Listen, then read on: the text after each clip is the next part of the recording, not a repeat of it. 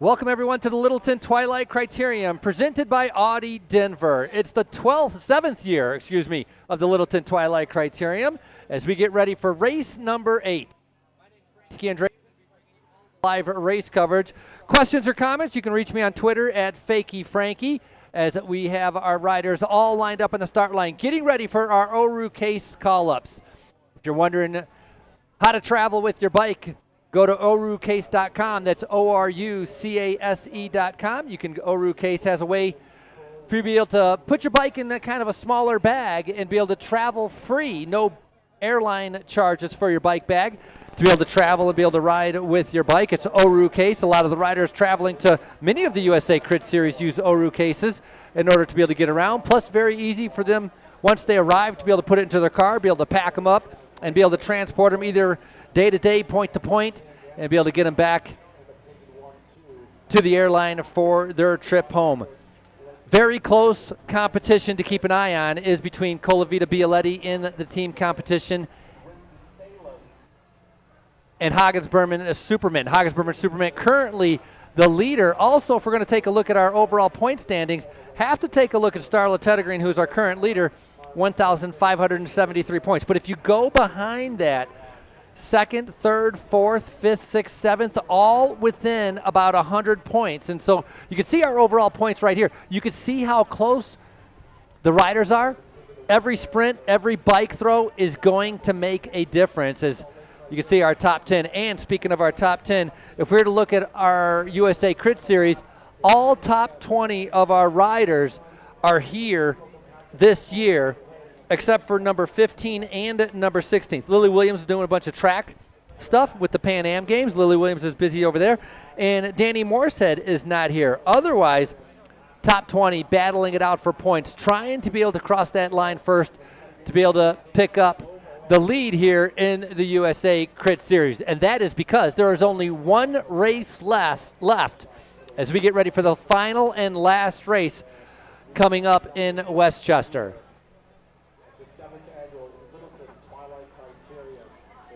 Looking at last year's winner, it was a three-peat, you could say. It's an IS sweep with Sam Schneider, Josie Talbot, and Caroline Bauer taking 1, 2, and 3 in 2018. 2017, it was Skylar Schneider picking it up. Stephanie Rorda was second and Sam Schneider in third. 2016, it was Sam Schneider once again. 2015, it was United Healthcare doing a triple sweep with Hannah Barnes, Corinne Rivera, Alexis Ryan. What you do notice, though, we don't have a repeat winner in all of the years of the Littleton Twilight Criterium. That's another common thread that we have seen this year for the USA Crit Series, is that we do not have a repeat winner in any of the races. This is race number 8, and so it's been very even with different sprinters taking their chance at different times, either breaking away or winning in the field sprints, but it's all been different winners throughout all of the USA Crit Series. So this will be the first time to see if we can have a repeat winner coming up, looking back at our previous 7 races. Going back to Birmingham, it was Emily Flynn from LA Sweat. Then El Paso was won by Lily Williams. Summer Moak took the Athens Twilight Criterium. Chloe Dygert Owen won in Winston-Salem. Sam Schneider won St. Francis Tulsa Tough. Jennifer Valenti winning in Boise. Harriet Owen in Salt Lake City. And then Starla Teddergreen with the Orange Colavita Leaders jersey winning at the San Rafael Sunset Criterium. And Starla, with her Orange Colavita's Leaders jersey, been placing thirds, fourths, fifths, first time to be able to get the win at the San Rafael Sunset Criterium, which was just last weekend. And she was dominant there, probably the best rider in the race, and that paid off with a big win. And so looking to be able to see her do maybe more of the same here as she gets ready to try to defend her title and try to be able to pick up 200 points by the end of the day. So as a reminder, with the USA Crit races, we have mid-race points that are going to take place. 5 laps into the race, mid-race, and 5 laps to the end of the race. Mid-race point sprints, 200 points available at the line as we start the Oru Case call-ups. That's Katie Compton right there. KFC Racing presented by Trek Knight.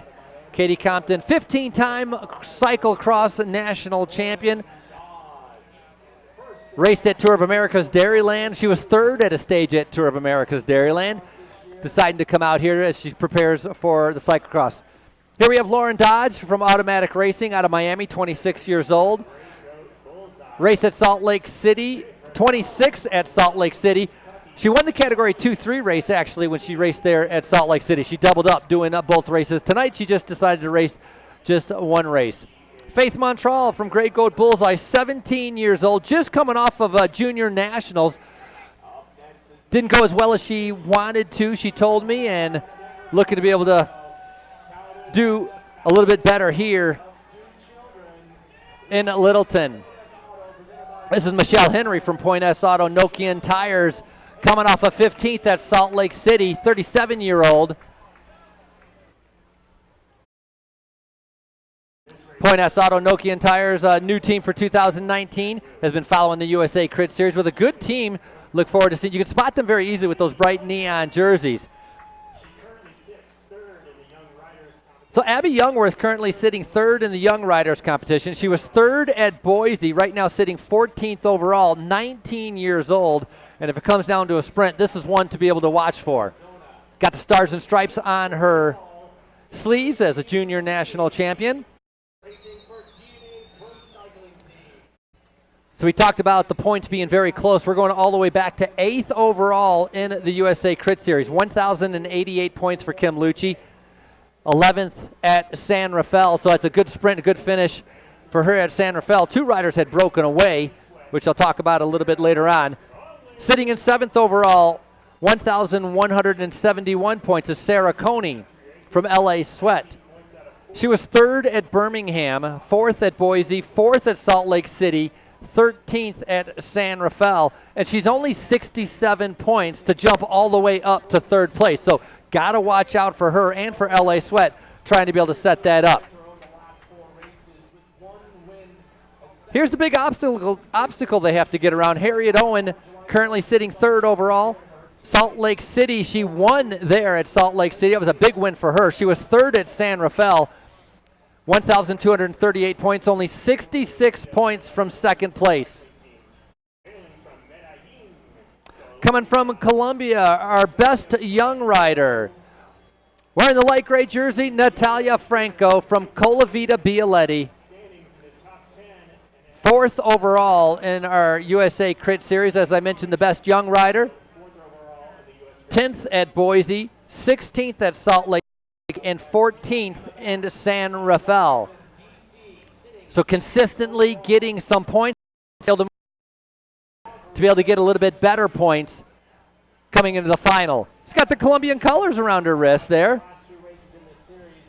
So Emma Bast coming off of 4th at San Rafael, 2nd at Salt Lake City, 5th at Boise, currently sitting 2nd overall.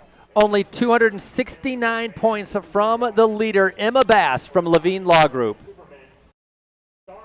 So your orange Colavita Leaders jersey for 4 races has sat on this woman's shoulders. 1,573 points. Starla Teddergreen from Hagens Berman Supermint, the 40-year-old, coming off a 16th at Boise. We talked about her 3rd place at Salt Lake City and the big win at San Rafael. Things couldn't have gone any better for her. So we talked about those top 10. 5th place in the race is Tina Pick, 1,189 points from Colavita Bialetti. And Jolene Holland-Neve from Colavita Bialetti sitting in 6th place overall, 1,179 points. Talked about our top 20 riders all here except for Danny Morsehead and Lily Williams, which were in 15th and 16th. So 1 through 10 up for grabs depending on the finish, the mid-race point sprints, and of course the finishing sprints.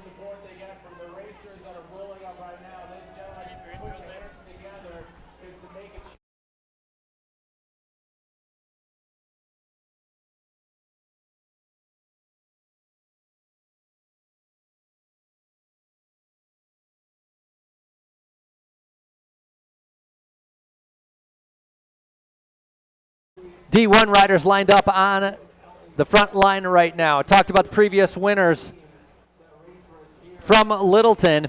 It's come down to a field sprint. It's known field sprint. It's a 0.8 mile course. It's 6 corners. Turn number 1 is tight. Turn number 2 is relatively tight. 3, 4, and 5 are relatively fast. So there's a couple dips in the course. Kind of where I don't want to say where crosswalks are, but there's definitely some spots where you have to hang onto the handlebars, and you're going to get rattled around. And as the race goes on, fatigue can set in. Got to make sure to hang on to those handlebars. The women getting ready for 60 minutes of racing. A little bit later on, scheduled for 9 p.m. start, will be our men for 60 minutes of racing. So equal prize pay, equal distance as the Audi Denver Littleton Twilight Criterium and Bike Fest. Final countdown as our women are about to get underway as stop number 8 of the USA Crit Series.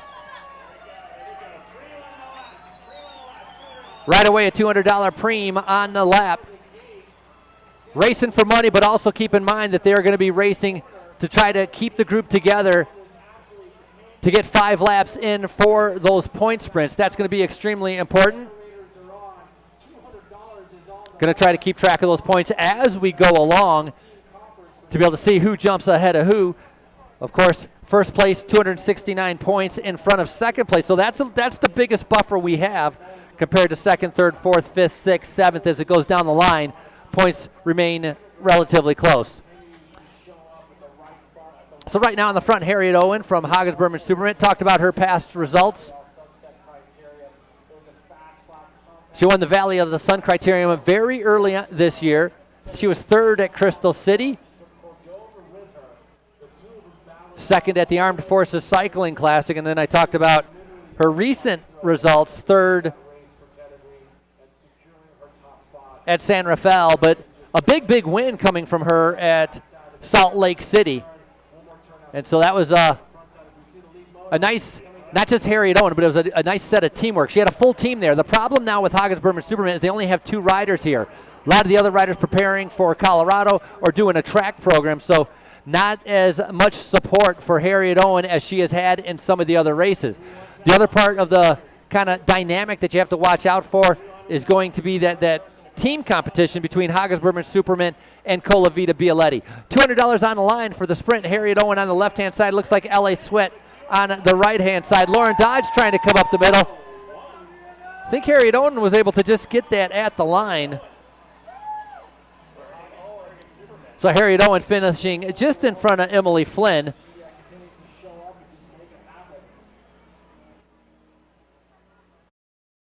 Talked about Emily Flynn from L.A. Sweat, her coming off the preseason race. She was flying early on at Birmingham, where she took that win early on over there. Good rider. In 2018, Emily Flynn was on 3 different teams. She was on Stevens the Cyclery, she was on Meteor Intelligentsia for a little bit, and then Fearless Femme finally getting picked up on a team that she has stayed with for 2019, which is L.A. Sweat. Our onboard camera was Laura Rathman from Colavita Bialetti following the wheels. It's a good one to have the camera with. Laurel very aggressive, participates in the lead out, participates in following a lot of the wheels, doesn't like letting the race get away from her.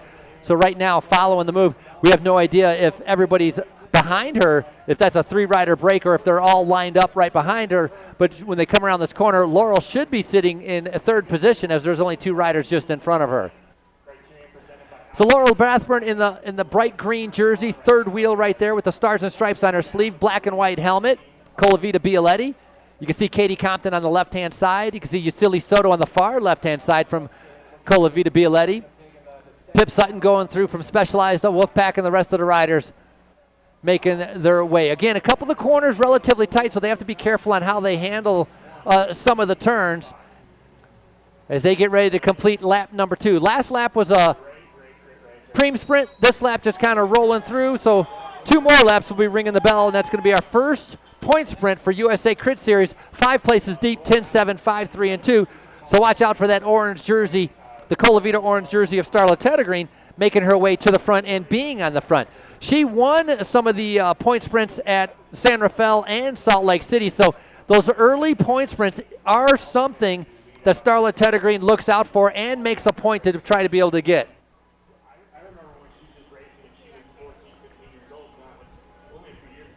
That's Katie Compton coming by, Laura Rathbun on the front. We talked about the multinational title holder in cyclocross, racing Tour of America's Dairyland, trying to do a lot of some road work to be able to build up the power, build up a little bit of the endurance, build up the speed, build up some of the intensity, and then she's going to do the final prep work leading towards the cyclocross races that are going to be coming up. And so for a lot of the cyclocross racers, this is one of their last races that they're going to be doing as they start to kind of transition more specific towards the cyclocross season. But Katie Compton, extremely strong. She's raced on some different teams throughout, like at Tour of America's Dairyland at some of the other races, but here she's just racing for herself. So she's a one-man power station riding on the front and the far right-hand side. She's going to have to kind of deal with any of the breakaways, kind of control the peloton and put herself in a good position, doing all of that work pretty much all by herself.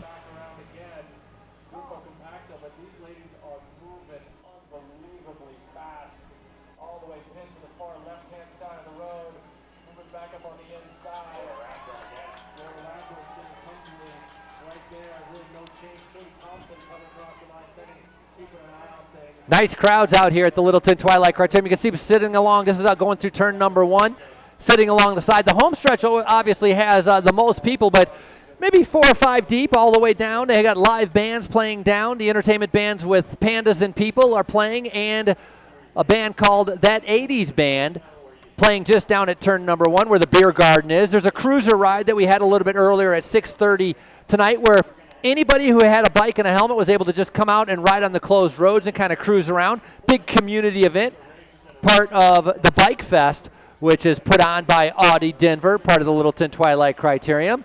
And they also have a little kiddie kind of course for Strider bikes. And they actually have the Strider bikes. You don't even need your own. All you need is a kid. You can go and jump on those little Strider bikes, do a little obstacle course right in the middle of the course. So a lot of different activities here, part of the Littleton Twilight Criterium, making it a big part of the community, bringing out the fans and the food trucks, also the expo area, a lot of vendors.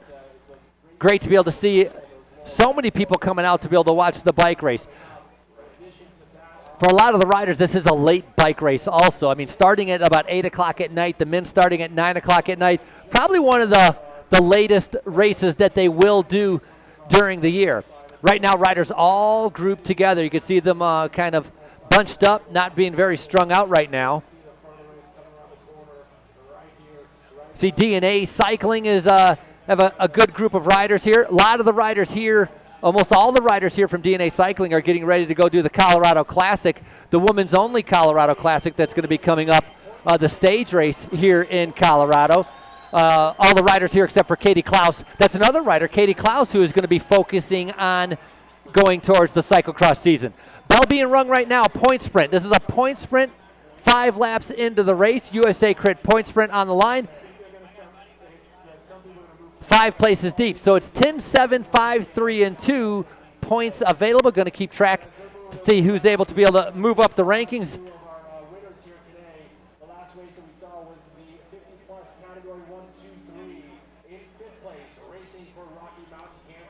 Natalia Franco from Colavita Bialetti on the left-hand side, starting to be able to move up. She's wearing the Best Young Riders jersey. Right on her wheel, Starla Teddergreen from Hagens Berman Supermint. Starla's in a very good position. LA Sweat marking Starla Teddergreen. So Teddergreen is second in the orange jersey. LA Sweat in that pink jersey sitting right behind her. And then Harriet Owen from Hagens Berman Supermint.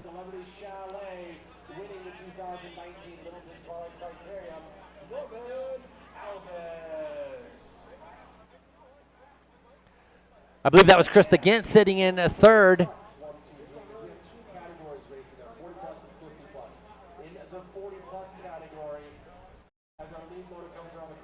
Coming around turn number 5, getting ready to come into the final turn. Pip Sutton on the right-hand side out of the saddle. Specialized Wolfpack.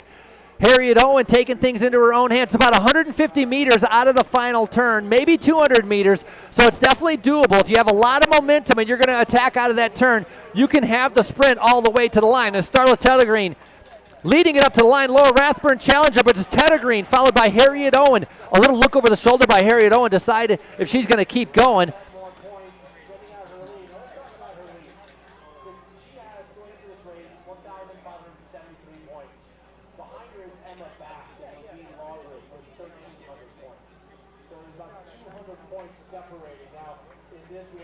So Laura Rathburn picking up 5 points. Harriet Owen picking up 7 points. And Starla Tettergreen adding to her point lead, picking up 10 points. Nobody deciding to attack, kind of going for the point sprint and then waiting. Again, 60 minutes of racing. On one side, they have the clock counting down, and once they get to about 10 laps to go, 12 laps to go, that's when they're going to switch to lap cards, and then the riders will know exactly how many laps to go. But until then, they can see, they actually, there's a clock that they can see that is counting down the laps or counting down the time for the riders, so they know about how much longer they have left in the bike race.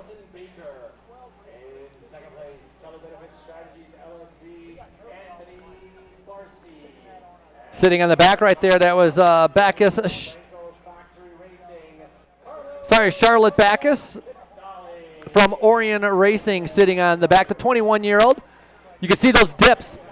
Keep an eye on the corners. You can see the dips where it really rattles the riders as they come around. Very noticeable in turns 2, 3, and 4. Not so much in turns 1 and in turn 6.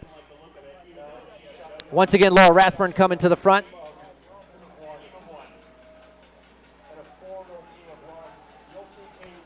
Rathburn racing for Marion College out of Indianapolis. She won the Zanesfield Road Race last year. It's been a big factor in being able to help out some of her teammates to be able to stay up there in the overall rankings, like Natalia Franco, Tina Pick. Also, Tina Pick currently sitting 5th overall in the USA Crit Series.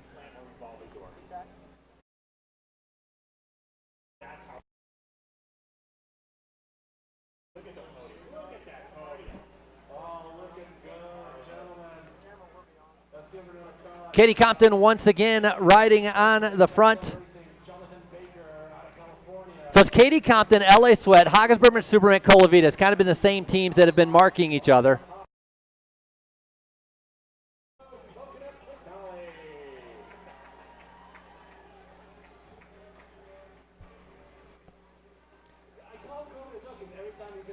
That's our Masters podium taking place. Carlos Caselli right there taking the win, so congratulations to Carlos Caselli.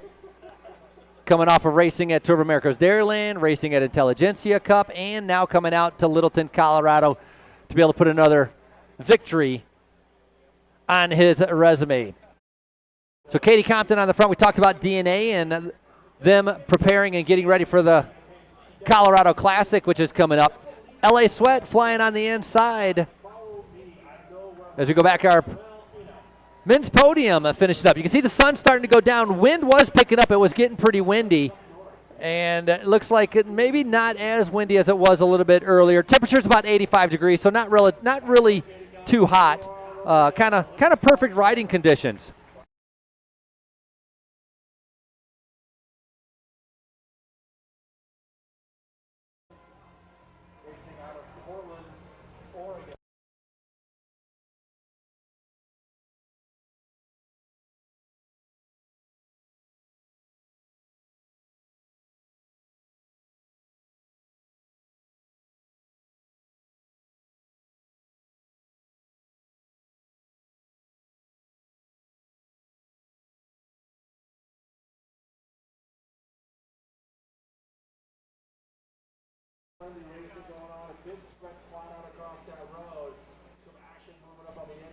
Dollars talk, and the legs start doing the pedaling. That's exactly what's happening right now as a Preem is on the line. You can see how fast they were sprinting to the corner. This time last year, we had a microburst roll through. It was raining right about this time. So it's possible we can have it happen again. Like that cloud right there. So Emily Newsom right now on the front from Tibco. That's a long ways to stay on the front if you want to be able to win a Preem. You got to be able to kind of pace yourself or pick champ.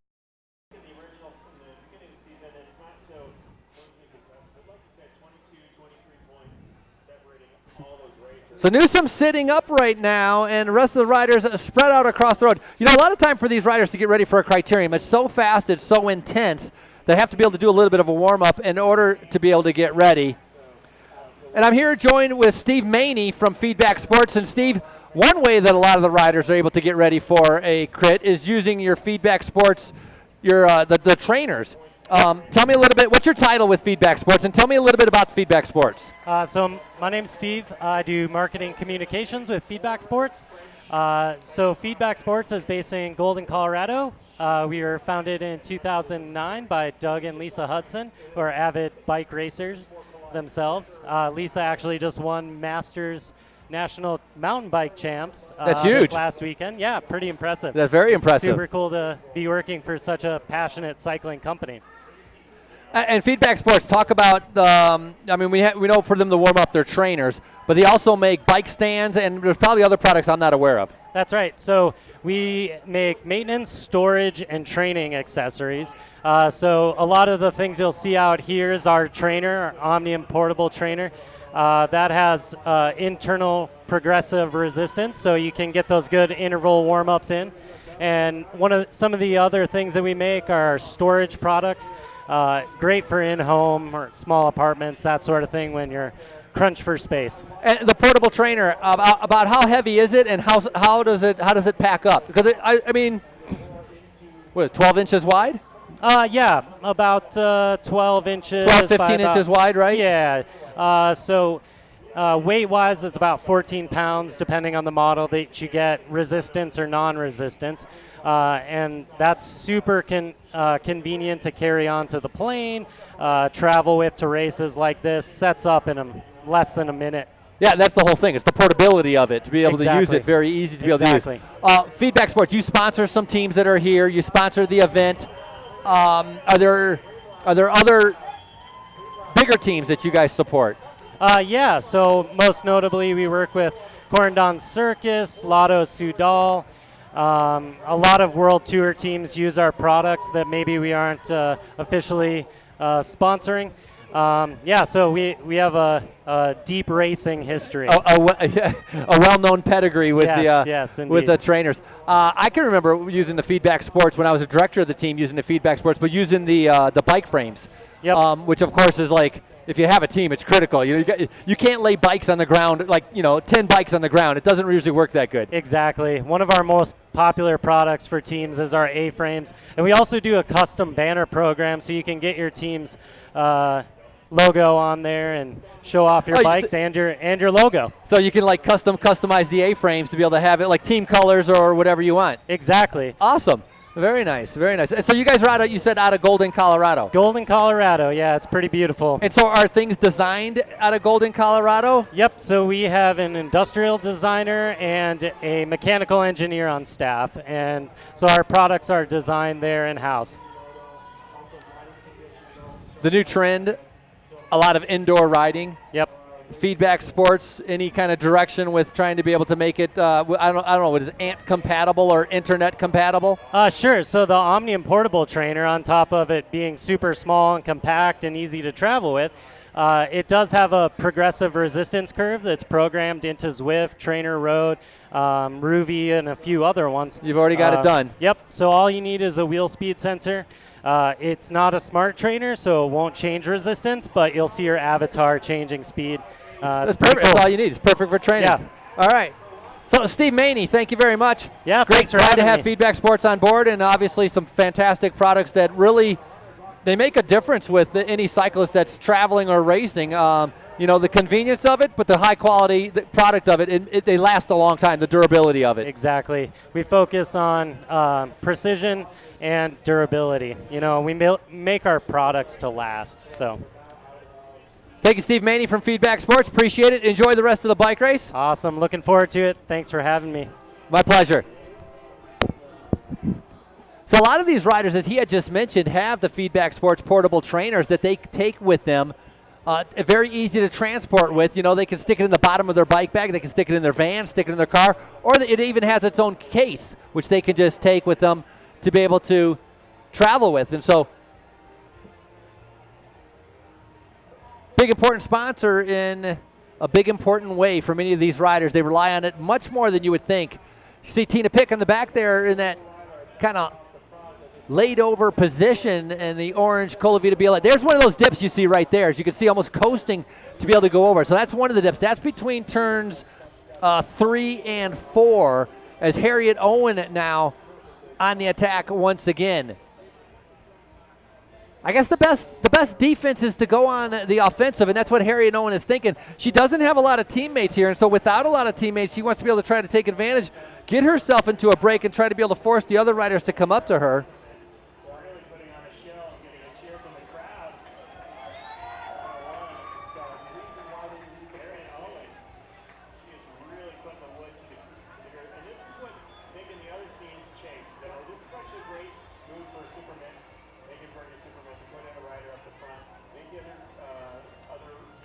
Starla Teddergreen, actually, this should benefit Starla Teddergreen, her teammate in the Orange Cola Vida Leaders jersey. She's going to be able to sit on and be able to follow the wheels as Harriet Owen is going up the road. So getting an indication, we have 24 laps to go, 24 laps to go. So now we have switched over so the riders know exactly how many laps left. Katie Compton, is that her on the front? Because that's a big problem for Harriet Owen if Katie Compton is riding on the front. Very strong rider as Compton now. She's going to ride some tempo, and Katie likes riding on the front because it keeps her out of trouble. It keeps her in a safe position. She doesn't have to worry about any crashes. She can do her tempo. She can get her training. She can get a result at the end of the race, but doesn't work well for what Harriet Owen is trying to do, which is right now it's women against women, time trial against time trial as Harriet Owen versus Katie Compton out on the course.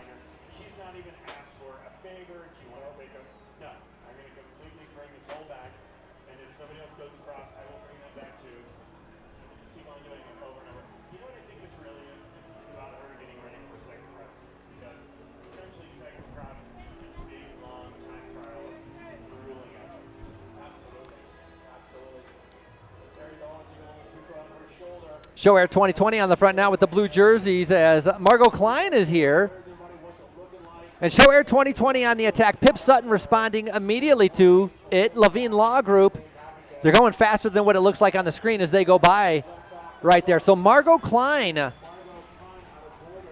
on the front. She's out of Boulder, Colorado. Just got done doing the Mount Evans Hill Climb. She was third at the Mount Evans Hill Climb. She's a very good climber. But you know what? When you have a local criterium, you can't pass on doing it.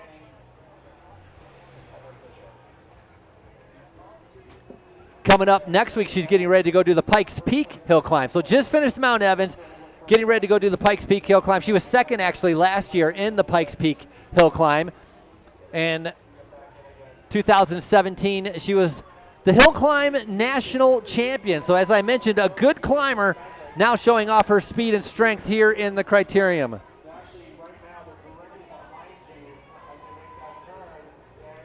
That was Krista Gint we were just seeing there in the LA Sweat jersey, sitting, maybe it was like third or fourth rider from the back.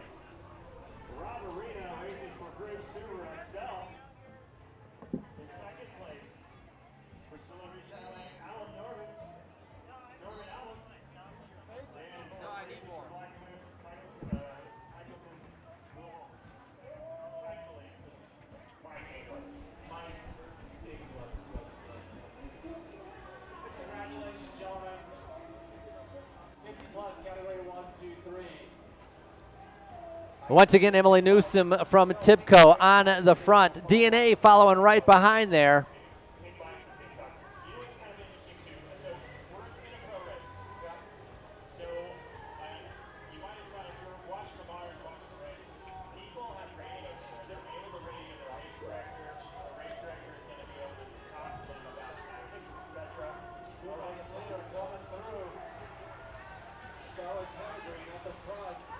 Starla Teddergreen keeping an eye, waiting for that mid-race point sprint to be able to come up.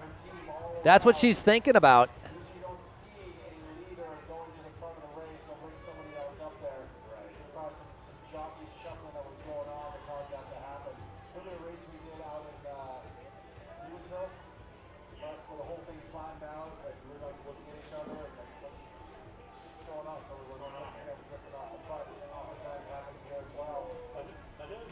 Speed's not too high right now. You can see how they're spread out across the road. A lot of battling for position, a lot of fighting for position, a lot of swarming, a lot of moving up around the outside. Different riders trying to be able to keep in the front. That's when they start diving on the inside. LA Sweat diving on the inside of the corner right now. As you can see them all. Point S Auto, Nokian sitting together, kind of riding kind of with each other.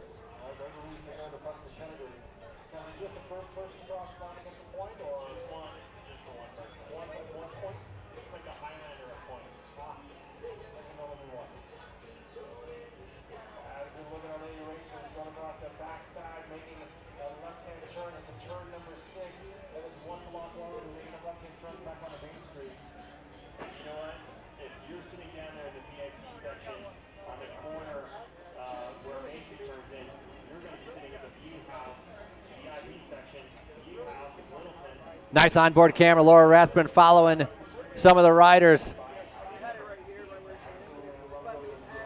Olivia Cummins, number 717 out of Fort Collins, Colorado, in the orange jersey, sitting behind.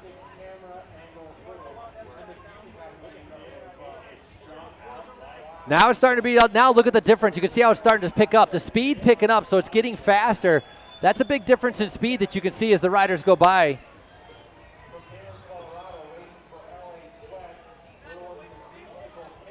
Daphne Karaganis leading them through there. Brenna Rice Simpson sitting in second place. That's Laurel Dodge on the back from Automatic Racing in that orange jersey following the wheels right now. But in the front, Daphne Karaganis from LA Sweat trying to keep the speed high, starting to be able to string it out.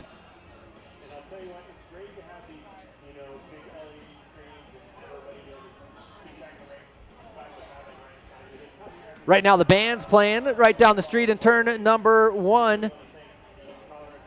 That 80s band is playing. A little bit earlier it was Pandas and People that was playing over there with the beer garden. A lot of people, obviously one of the most popular areas is the beer garden. Everybody hanging out at the beer garden, and the cruiser ride a little bit earlier also.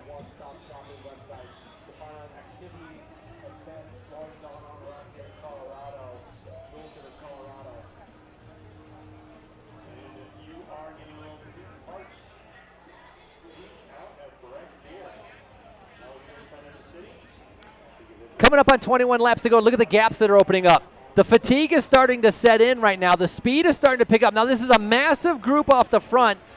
Got to keep an eye. The orange Colavita Leaders jersey sitting in second position. So this is a good move. Katie Compton has made it there. Tina Pick has made it there. I think Katie Klaus has made it there.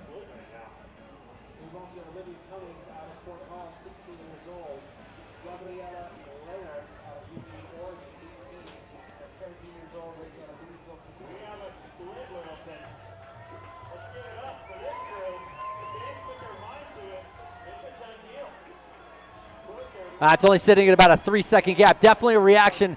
Tina Pick's on the back there, but Laura Rathburn reacting to that and be able to bring it back.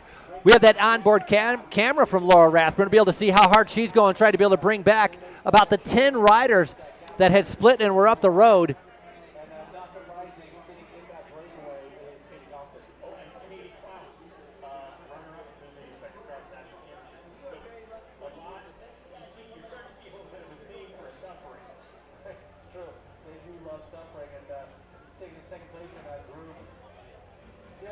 Sensing a little bit of weakness, I think, in some of the riders as the gaps are starting to open up with the riders going around. Show Air 2020 now on the front.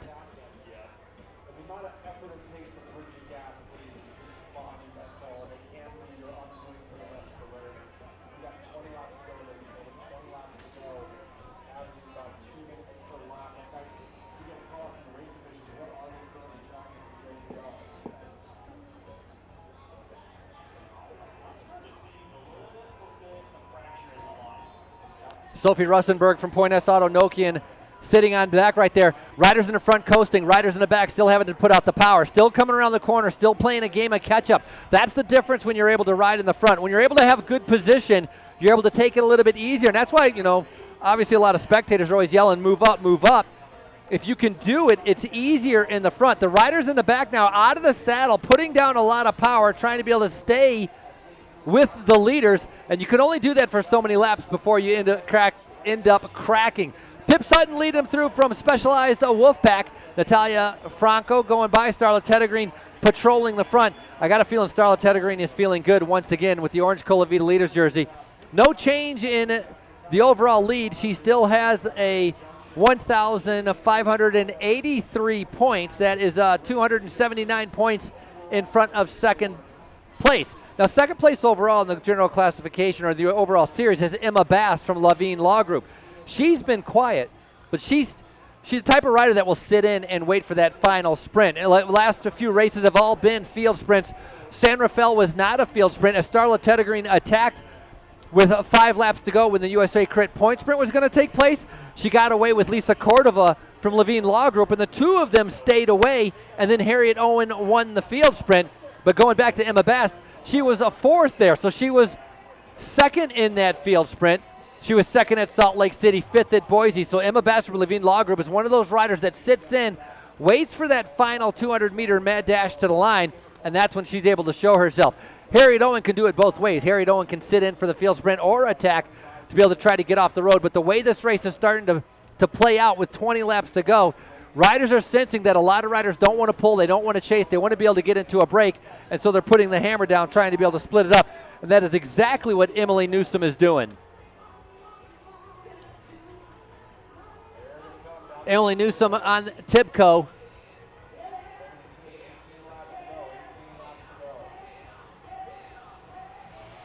Coming off of racing at the Joe Martin stage race earlier this year. Also, she raced at the Tour of the Gila.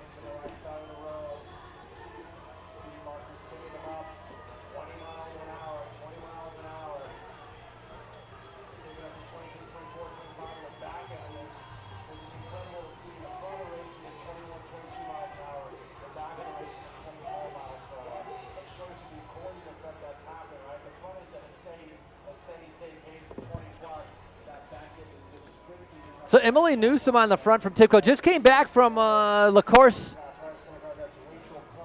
Tour de France, the women's race that was over there. Good time trialist, and so that's why she's on the front when she can. 6th at her national championship time trial championships. She was 4th, I think it was 4th at the Chrono de Gatineau. Strong road rider, strong time trialist.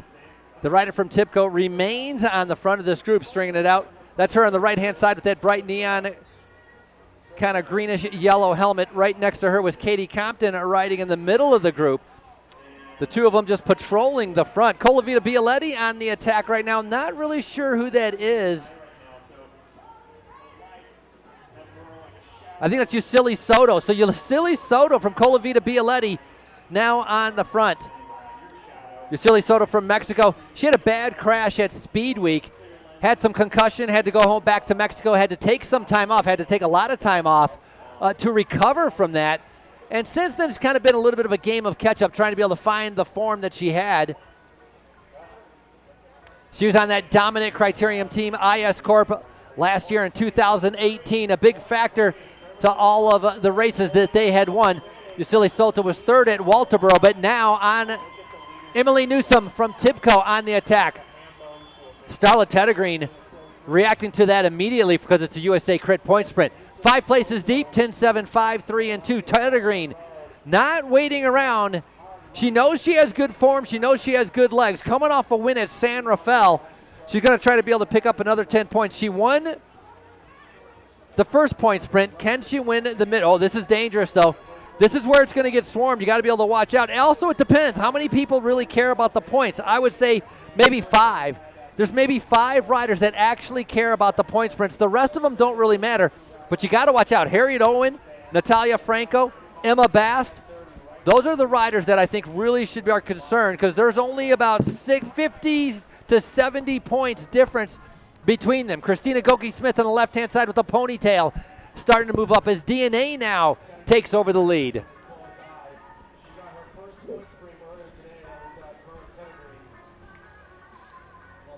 Sun's gone down. You can see the lights that are out on the course, the shadows that will start playing a little bit of a factor with the riders as they kind of see those shadows coming up on them. Not sure if it's a shadow coming up on them or a rider coming up on them. Plus, riding late, one thing you got to be able to pay attention to is, like, the start of the race, it was sunny, but clear lenses is definitely something you need to go to, because right now, if you had dark lenses on, it'd be very hard to be whipping around this race course when it's starting to get, pitch black out. So here's our USA Crit point sprint. Starla Teddegreen in the orange. She's shown speed. She's shown strength. 5 places deep, so she's going to take it again. So Teddegreen takes it with Emma Bass. I talked about Emma Bass wanting those points.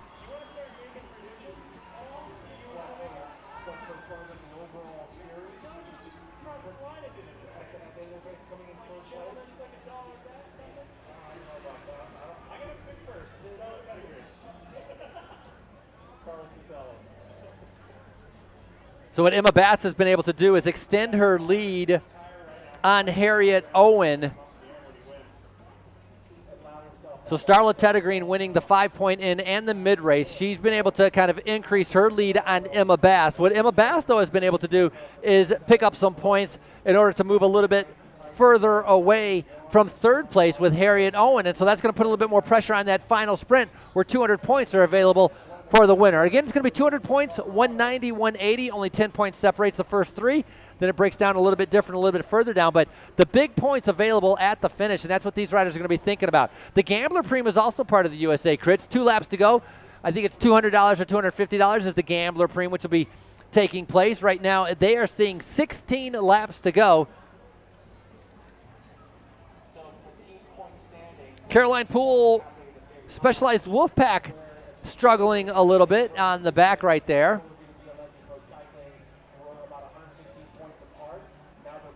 So it's Christina Goki-Smith on the far left-hand side. Her teammate, Laura Rathburn, Haggensburg Superman Starla Teddergreen right behind. Christina Goki-Smith, you can see her progressing, getting better and stronger race after race after race after coming out of a very, very bad crash in Spartanburg, which was part of Speed Week.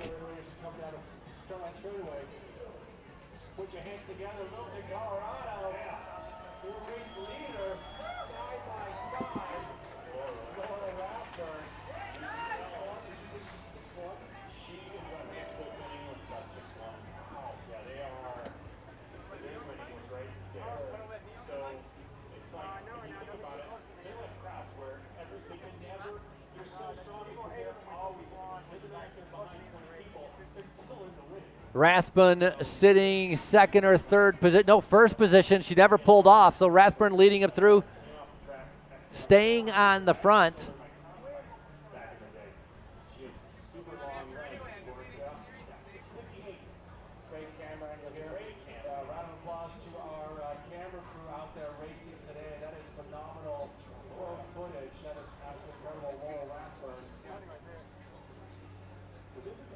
Look at the attacks. Look at the speed spread out across the road. Going to the far left-hand side of the road, prevent anybody from getting into the draft. The far right-hand side of the road, different riders attacking. Starla Teddergreen now coming up. Laura Rathburn's going to start accelerating to get into the wheel. She's going to slot in to be able to get into that draft. So perfect positioning by Rathburn right now as one of her teammates. You can see those dips. That's what's going to provide a little bit of a challenge for the riders a little bit later on.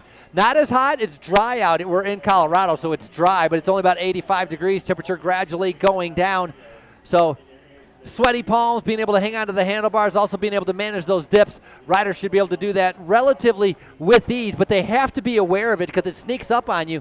Show Air 2020 on the front right now in the blue jersey. It's Katie Compton on the far right-hand side. Riders are getting ready to see 14 laps to go.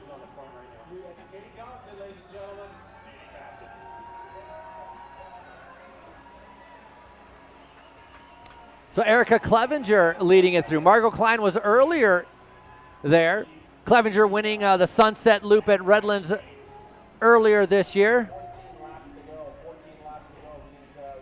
Erica Clevenger, no stranger to the USA Crit Series. And actually in 2017, she was the best young rider in the USA Crit Series.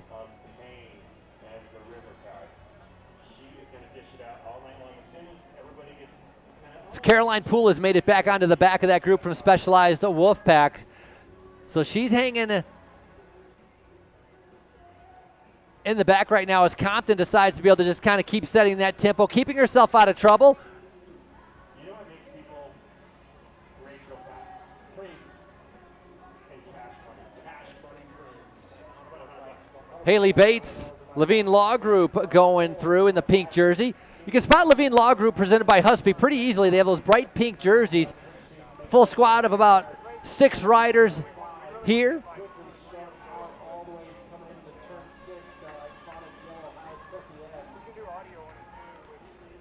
Talked about last year's winner, Sam Schneider, Josie Talbot, Caroline Bauer, all from the same team coming out of the final corner. They were 1, 2, and 3. Haven't had a repeat winner in any of the USA Crit Series races, and we have not had a repeat winner in all of the years of the Littleton Twilight Criterium. Right now, riders are seeing 13 laps to go, as this is the Audi Denver Littleton Twilight Criterium, and it's stop number 8 of the USA Crit Series. $100 now on the line. Everybody likes money, that is for sure. Once again, if you're just tuning in, thanks for being able to tune in to the Littleton Twilight Criterium. It's the Pro Women out on course. Coming up next at 9 p.m. will be our Pro Men 60 minutes of racing. My name is Frankie Andreu. You can reach me at Fakey Frankie on Twitter if you have a question or a comment. A little bit breezy, but the wind has calmed down, so the wind really not much of a factor. Coming out of the final turn, if you have full momentum, you start sprinting out of that final turn. 150, 175 meters from the final turn to the finish. This is what the riders are going to be thinking about right now. 3 riders starting to separate themselves. It looked like Natalia Franco might have got in there, the rider who is 4th overall in the general classification. Money on the line, and this is a little bit dangerous as Natalia Franco has made herself into a good move.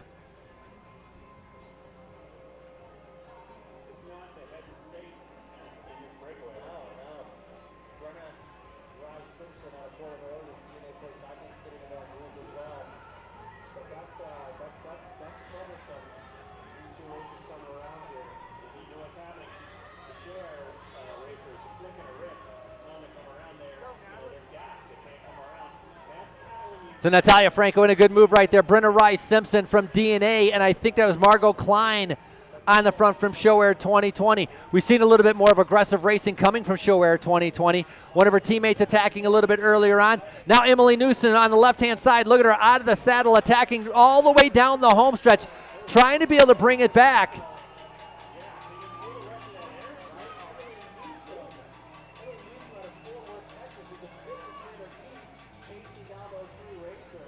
So Rice Simpson, Natalia Franco, and Clevenger are 3 riders just with a little bit of a gap.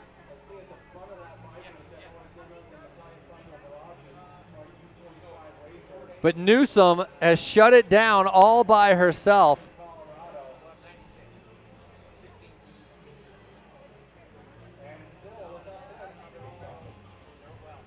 Newsom right now sitting in 2nd position.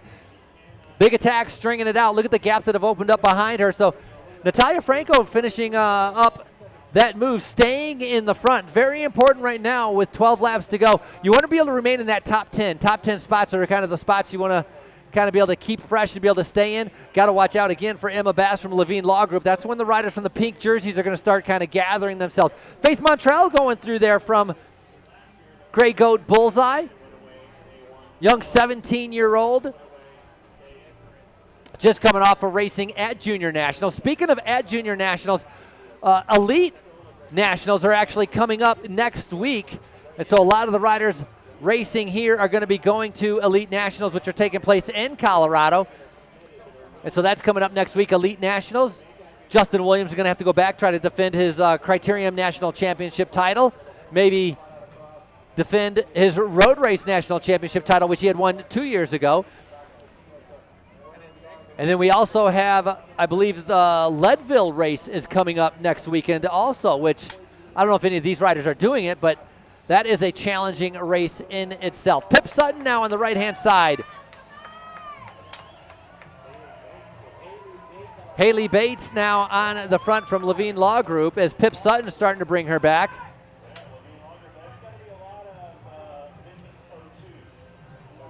Haley Bates used to be a pro cross-country mountain biker, raced track, did some track racing last year, raced for Colorado College, but a pretty much good mountain biker, track racer, collegiate racer, and a USA crit racer as Emily Bates led through last lap, being brought all back together right now.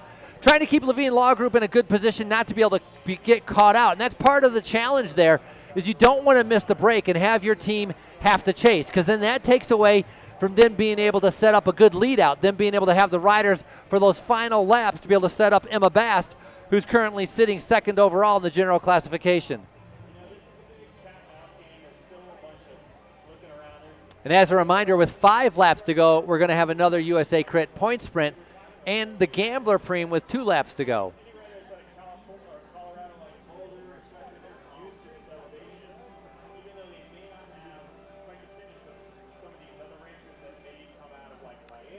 On board with Colavita Bialetti, it's Laura Rathburn taking the corner first, going through the dips. You can see the shadows, how they kind of go back and forth, and you can see how they come up on you. This is what's kind of tricky. You're not sure if the riders are coming up or if the shadows are coming up, and that can kind of get a little bit tricky as the Colavita Bialetti rider right now, setting the tempo that she's comfortable with coming onto the home stretch, and they're going to be seeing 10 laps to go. So we're into the final 10 laps of the Audi Denver Littleton Twilight Criterium. I didn't notice the pace car today. A little bit earlier, they had an Audi R8 that was the pace car, and they also had an Audi TT RS that was the pace car.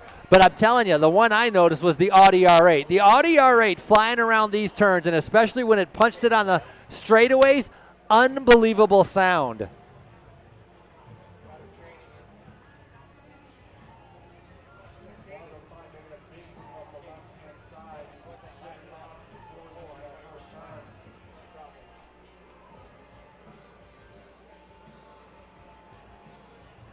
So once again, the question will be, with one race left in the USA Crits, when we get to Westchester, will we have a repeat winner? We talked about Emily Flynn, Lily Williams, Summer Moak, Chloe Dygert-Owen, Sam Schneider, Jennifer Valenti, Harriet Owen, and Starla Teddegreen. Each of them winning an individual race, no repeat winners. Will one of them be able to come to the front, or will we have another new winner in the USA Crit Series? We're 8 races in. We have one race left, which will be going to Westchester for the final USA Crit Series race. And that is where the crown will be laid on whoever is wearing the orange Colavita Leaders jersey on the final and last day. And right now, it has been sitting on Starla Teddegreen's shoulders for the last 4 races.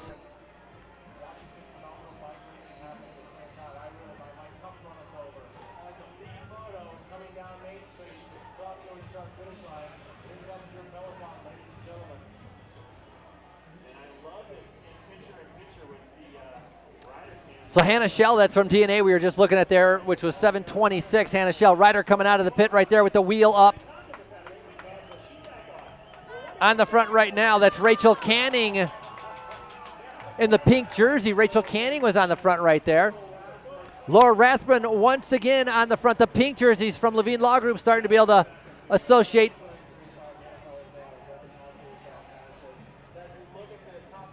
Paige, that's Corey Popovich from Alp Cycle Racing.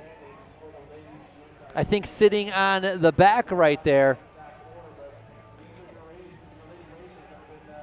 Hagensberg and Supermint, though, they only have two riders here. So it's going to be critical that both of them place well in the sprint because they need that team competition points. It goes 4 places deep. So today, a very, very good opportunity for Colavita Bialetti to be able to move up in the team competition and possibly take over the team competition for the very first time in the USA Crit Series.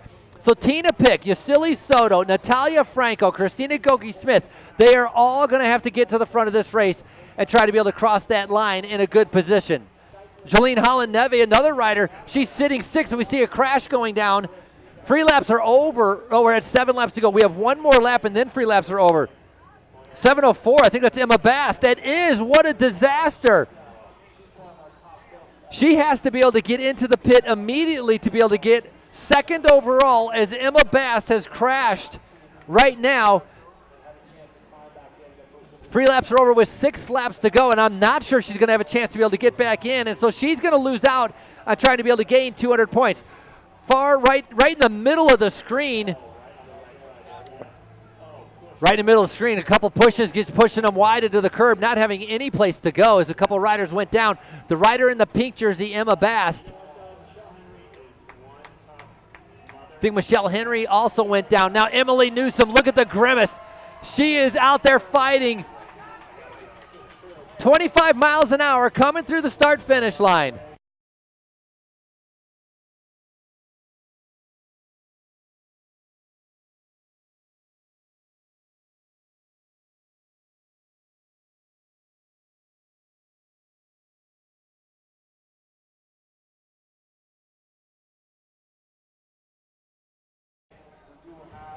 Well, we're going to have to pay attention to the pit to see if Emma Bass will be able to get back out. 3 laps are over with 6 laps to go, so we're going to see what happens. Here are the riders in the pit right now. Specialized Wolfpack, a couple riders in the pit. Looking for the pink jersey of Emma Bass, which I don't see right now. They out.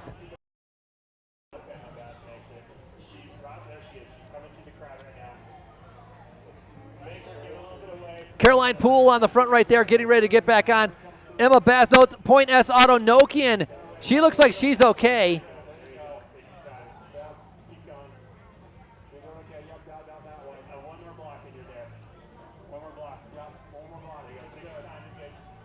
I believe they have time right now, as you can see, looking for Emma Bass from Levine Law Group to be able to get in. The rider second over on the general classification, involved in a crash, trying to be able to get back into the pit in order to be able to get back out before free laps are over.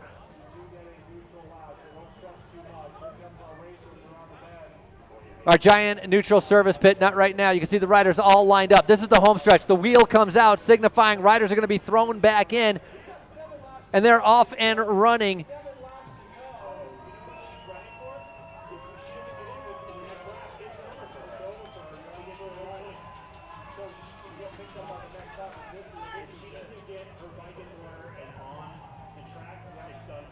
So 1 lap now remains for Emma Bass to be able to get back into the race. 3 laps are over with 6 laps to go, as I had mentioned. Lauren Dodge on the back right there. There's Emma Bass. This is who we're waiting for. Trying to fix the brakes, maybe fix some wheels. Going to spin it around to be able to get ready. Looks like she's plenty. Looks like it's not too bad, and she's going to have plenty of time to be able to get back in. Talked about her second at Salt Lake City and 5th at Boise, 4th at San Rafael. A good sprinter. And so 200 points on the line for her. She does not want to lose this opportunity. She's a lawyer out of Washington, D.C., so if they were to tell her that she wasn't able to get back in, I'm sure she'd be able to use her law degree and be able to point out the actual rules of the bike race. And so the Washington, D.C. lawyer, Emma Bass, about to be able to get back in right on time. And luckily, normally this is why they have the pit before the start-finish line, because she's going to get back in. Then the field is going to hit 6 laps to go. Then nobody else is going to be allowed to be able to be back into the race. So pretty much she's the last rider getting back in. So that means if anybody else crashes, they're either going to have to chase or they're going to be out of the race. So got to keep an eye on that.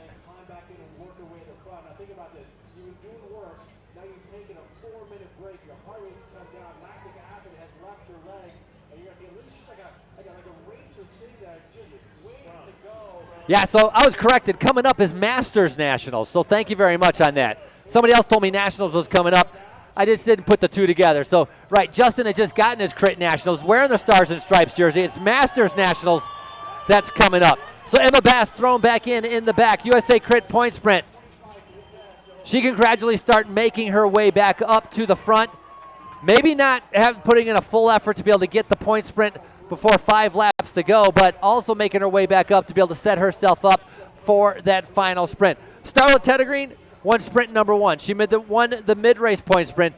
Now this is going to be the 5 lap to go.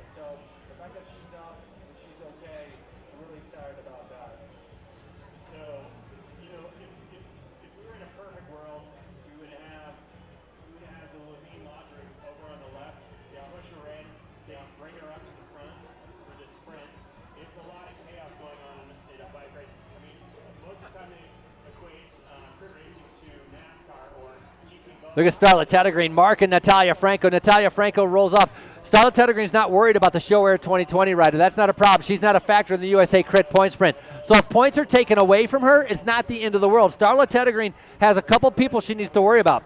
Emma Bass, Natalia Franco, Harriet Owen, Sarah Coney. Those are some of the riders that Starlet Teddergreen in the orange Colavita Leaders jersey is worried about. So the Hogginsburg Supermint rider really riding a controlled and smart race as Colavita, Bialetti, and the green jerseys now all starting to come to the front.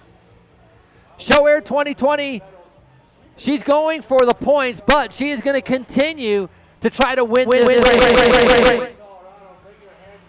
She's got her head down. She's going to be seeing 5 laps to go. Can she stay away?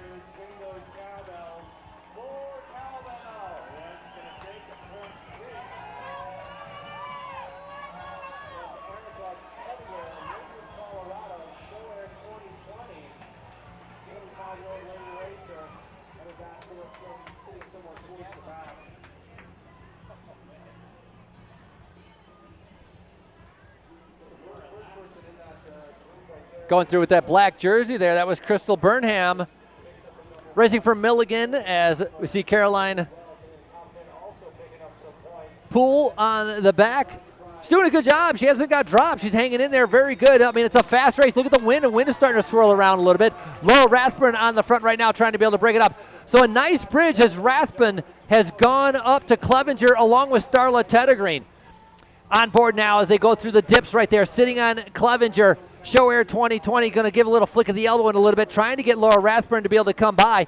Little looking over the shoulder to see if anybody's going to dive on the inside of her to be able to make sure she has her path clear for the angle that she wants through the corner. Going wide right now, trying to see if somebody else will actually come by her.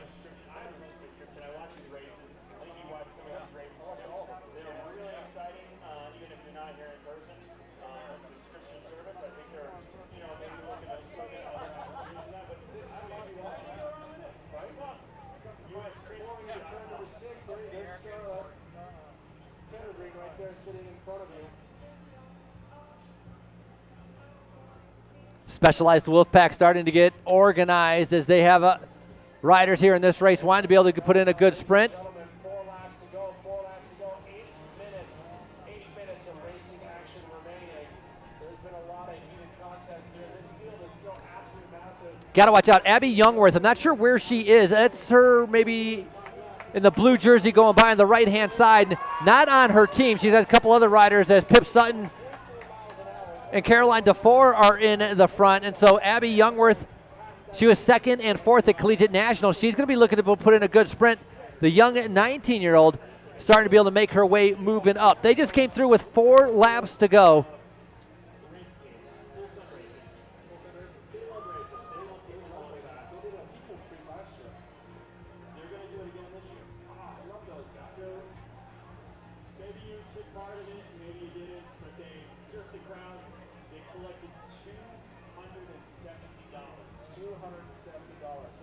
Tina Pick, Colavita Bialetti, green jersey on the right-hand side, swarming. Riders are going to be moving up around the outside. These roads are wide. It's turn number 1, turn number 2. It's not good spaces to move up. Coming out of turn 3 and 4 and 5 in the home stretch, very wide roads, very easy to be able to move up. And so this is where it's a little bit dangerous in that when it slows down, they bunch up. But also when it slows down, a rider like Emily Newsom is able to be able to take a flyer. She's going to be able to have some momentum, go flying by, fly through a turn and attack, and try to be able to get away so she doesn't have to deal with the field sprint. Some riders are not comfortable waiting for a field sprint. They don't like the battling for position. They don't like bumping elbow to elbow. They don't want to be able to match their speed with somebody else's because perhaps they're just not quick enough. They're strong and they like to attack, and that's what's going to happen if nobody comes to the front and starts to be able to do this lead out. That on camera with Laura Rathburn, she is all over the front.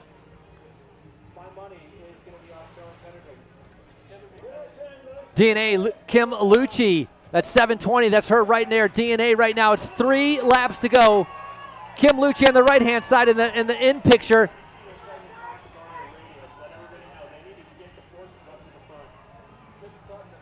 Pip Sutton doing a fantastic job trying to be able to keep her teammates in a good and comfortable position, being able to stay out of the fray.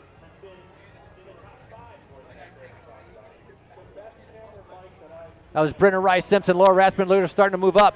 Tina Pick going to get onto her wheel. Tina Pick, a very good sprinter, a multi-time Criterium National champion. Rathburn going all the way to the front, trying to prevent herself from getting swarmed. You don't want to go to the front right now and start doing the chasing. You got to follow the wheel. But DNA now taking things into their own hands.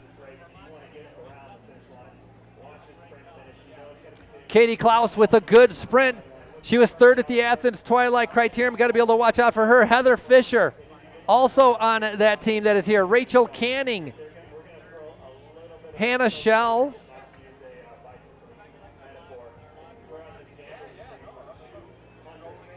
And Melanie Beal as a DNA starting to gather together.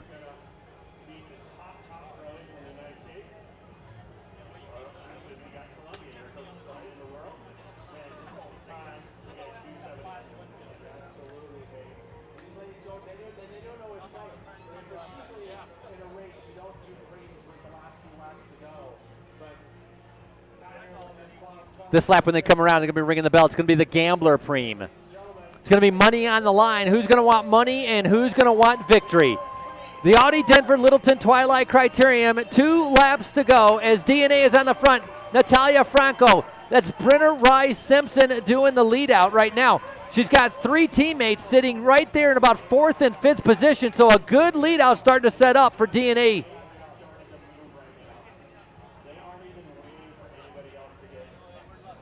It's interesting with Hagens Berman Supermint, Starla Teddergreen sitting in 1st overall, Harriet Owen sitting in 3rd overall. Generally, they don't sacrifice each other to help the other. We've seen Starla Teddergreen doing her own sprint. We've seen Harriet Owen doing their own sprint, and both of them normally are able to get top 5. So keep an eye out on that. The riders in kind of in that blue and green jersey, what kind of sprint they are going to be able to do.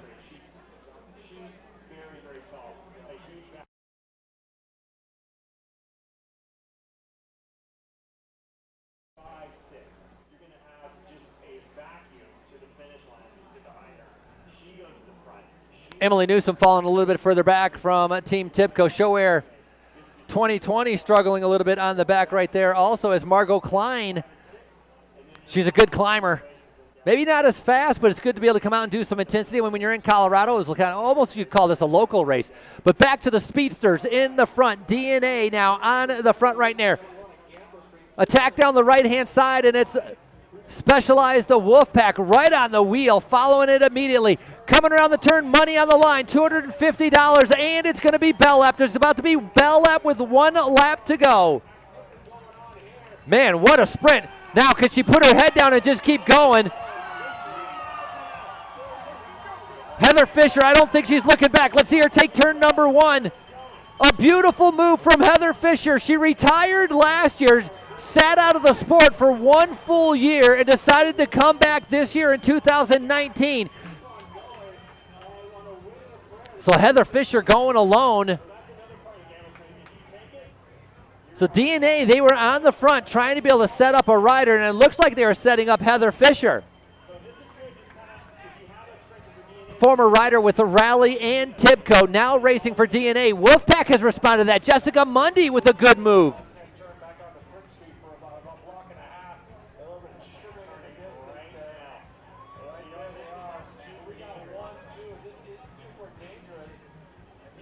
We saw a 2-rider break last time be able to escape as Starla Teddergreen and Lisa Cordova got away.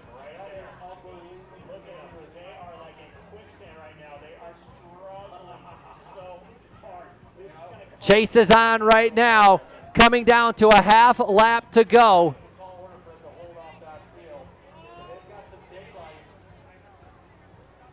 Head down right now, Laura Rathburn on the front, LA Sweat in the pink on the side as Emily Flynn is starting to go for it. Sarah Coney also up, Starla Teddergreen swarming, coming out of the final turn. Mundy trying to be able to go, but it's swinging around the outside. Harriet Owen going on her own. It's Harriet Owen swinging by everybody. Starla Teddergreen trying to be able to stay on the wheel. Coming up, it's going to be Harriet Owen, a bike length in front of everybody. Your Littleton Twilight Criterium winner. Unbelievable. Harriet Owen swinging around the outside.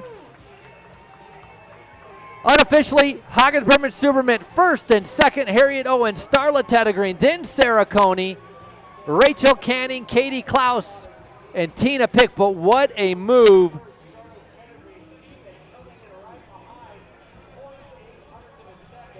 By Mundy. Mundy and Fisher caught just out of the final turn as Owen, Teddergreen, and Coney are 1, 2, and 3 here at the Audi Denver Littleton Twilight Criterium.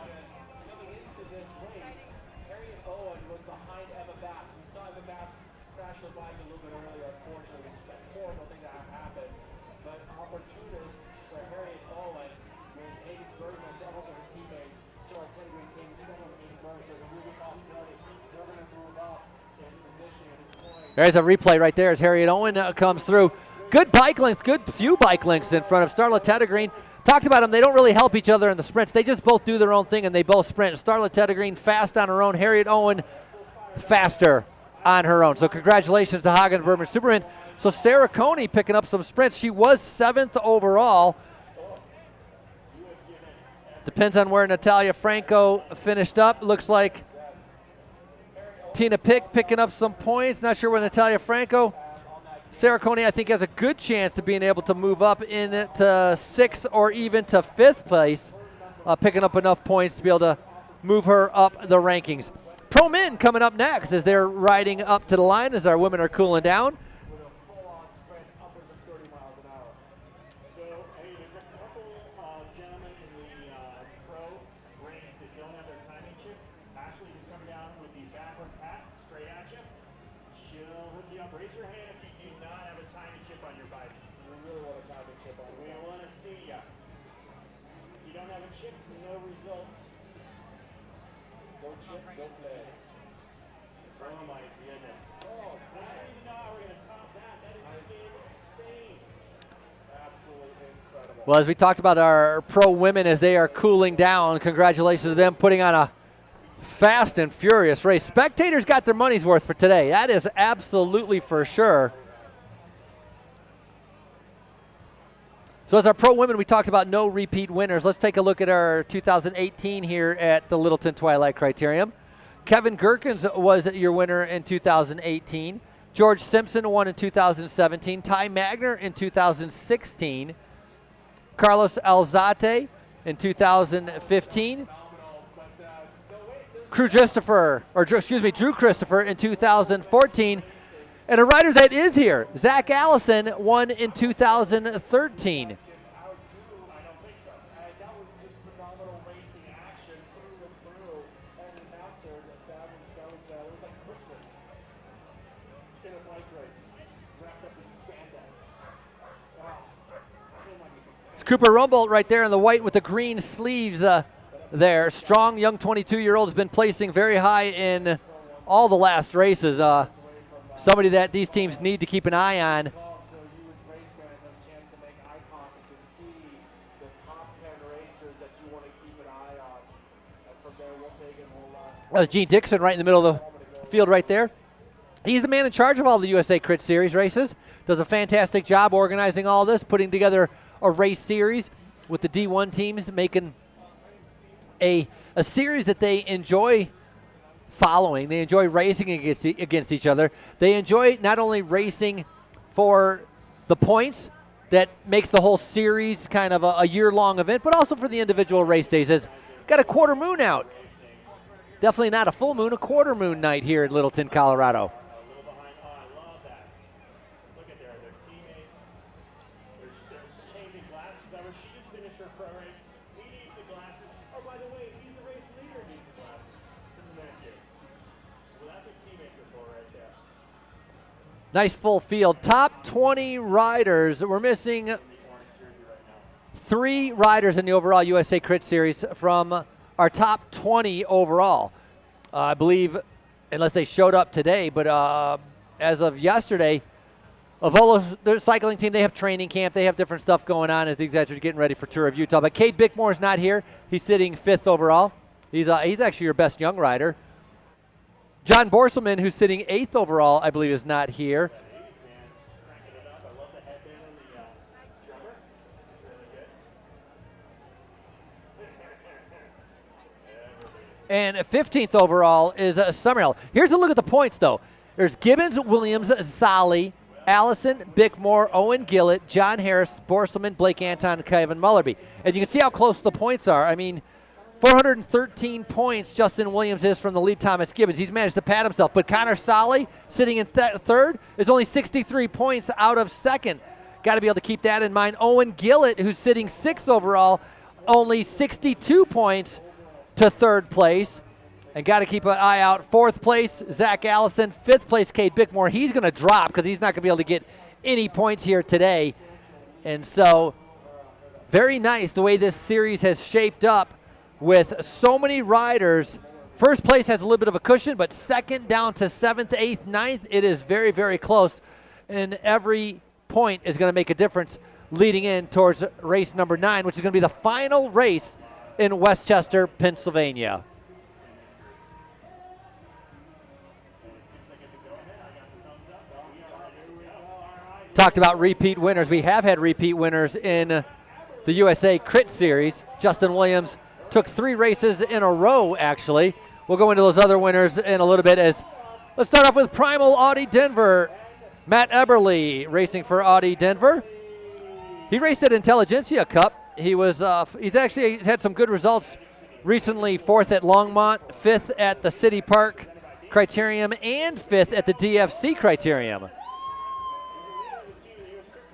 Here's a fast one, Miguel Bryan, Arapahoe Hincapie. He was 4th at Boise. He's a previous winner of Speed Week, coming off 3rd at the Pro Criterium Championships. Young 24-year-old Miguel Bryan there. Pennsylvania. He's ranked 9th in the U23 Under-23 National Championships, racing for Palmetto State Medical Cycling Team. That's Sam Lear. 22 years old, 9th at the Under-23 Criterium Championships. Coming off a 18th place at Boise. Next rider, wearing the green jersey from Safe Sport, Gutenplan Coaching, your 2018. He was your overall winner last year at the USA Crit Series. David Gutenplan, coming out of Florida, 33 years old. He's got a full squad here to be able to help him try to be able to gain some more points. Gutenplan, probably coming on 3 years ago. Bad training crash in Florida. Ended up having to take a whole year off of racing and has gradually made his way back to the very front of the peloton to peak form. This is Andrew Darr from Fave Cycling, 30 years old, sitting 13th overall in the USA Crit Series. He was 10th at Salt Lake City, 25th at Boise.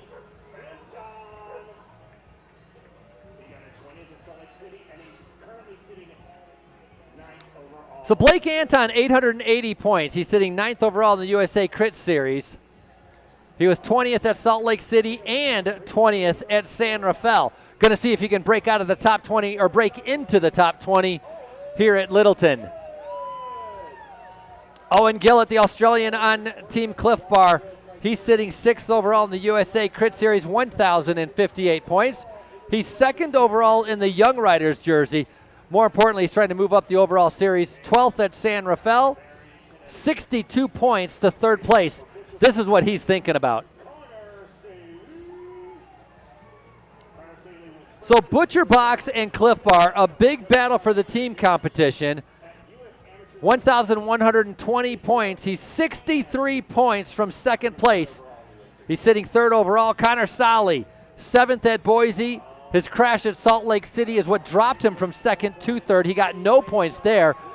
Came back after 1 week later after that bad crash, 11th at San Rafael. Here's the man to watch out for. Does not lose a field sprint, does not lose a race unless there's a break up the road, which is what happened to him at San Rafael. He won the field sprint there. He was 8th. He won Salt Lake City. He won Boise. He won Tulsa. He's your elite national criterium champion. Justin Williams, racing for Legion of Los Angeles, 2nd overall in the USA Crit Series. So Justin Williams, 413 points back on Thomas Gibbons. Gibbons has worked hard to be able to build up a cushion so he can relax a little bit going into some of these final races. Wearing the orange Colavita Leaders jersey, Thomas Gibbons racing for Automatic Racing. He's out of Florida. He's a flatlander, about 6'1", 190, maybe even 200 pounds. Won at Spartanburg, 10th at Boise, 5th at Salt Lake City, 3rd at San Rafael. Doesn't have a win in the USA Crit Series, looking to change that here at Littleton. Now we talked about some of these early riders that won. Chad Conley won in Birmingham. Kevin Mullervy took the El Paso race. It was Roderick Escanage who won Athens. Stephen Bassett took Winston-Salem. Then it was the Williams trio of races. Tulsa Tough, Boise, Salt Lake City. And then Sean McElroy, from Legion of Los Angeles, which is Justin Williams' team, took a fantastic win at San Rafael as a breakaway, I believe, of 8 riders that went up the road at San Rafael. Justin Williams won the field sprint there for 9th place. So we talk about that point difference, right? Justin is 413 points difference.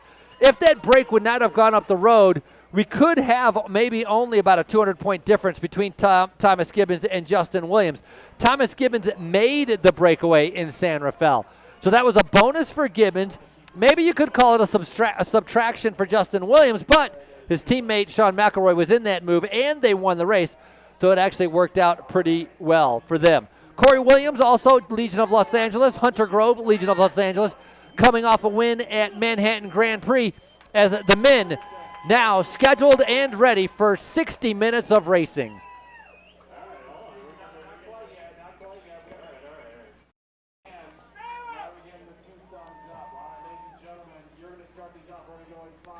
We just completed the Oru Case call-ups. Find out more information at orucase.com.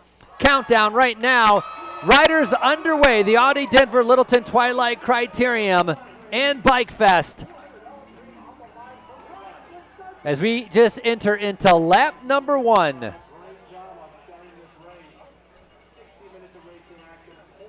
Thanks for joining us. If you're just joining us, it's the 8th race of the USA Crit Series, the Audi Denver Littleton Twilight Criterium. My name is Frankie Andreu. Reach me on Twitter at FakeyFrankie for any comments or suggestions or questions as we see Justin Williams now immediately going on the attack. Very easy to spot that Stars and Stripes jersey, so if any of these riders in the group, if they're not sure who's going up the road, all they got to do is look for that Stars and Stripes jersey, and they will be able to spot that very easily. You can't sneak up the road when you're Justin Williams. The target on his back is immense, and luckily we have the onboard camera with him. The rider for Legion of Los Angeles. Good squad here as he decides to attack, perhaps feeling like he doesn't want to be able to miss out of the breakaway. Plus he knows there's a premium on the very first lap. $200 on the line as Williams trying to put a little bit of cash on his pocket. Team Cliff Bar Mullerby sitting in second right there, trying to be able to chase him down. And I think that's Sean McElroy, in third. So McElroy is the winner from San Rafael, sitting in third position. As we go back to Justin Williams. This is a start-finish line. I don't know what he's doing. Going one side of the road to the other. That's $200 in his pocket. 3 riders just behind him, a few riders after that. So Connor Mulvey, Hunter Grove, Andrew Dorr has made it into that group. You could say the chase from the break being led by Hunter Nash.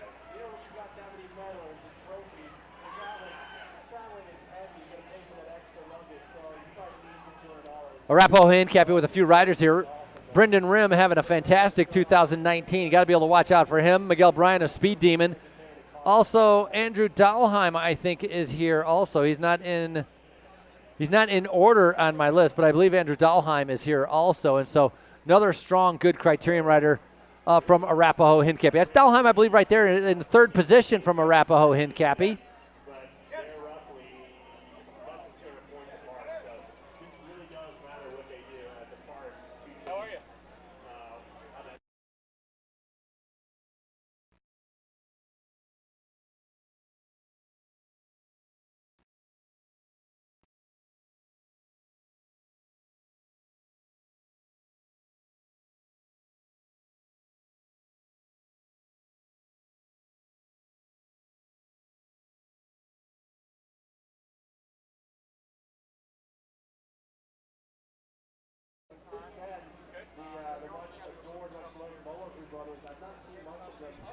So as a reminder, 5 laps to go, or 5 laps in, we're going to have our 5-lap point sprint. That's going to be coming up in just a little bit.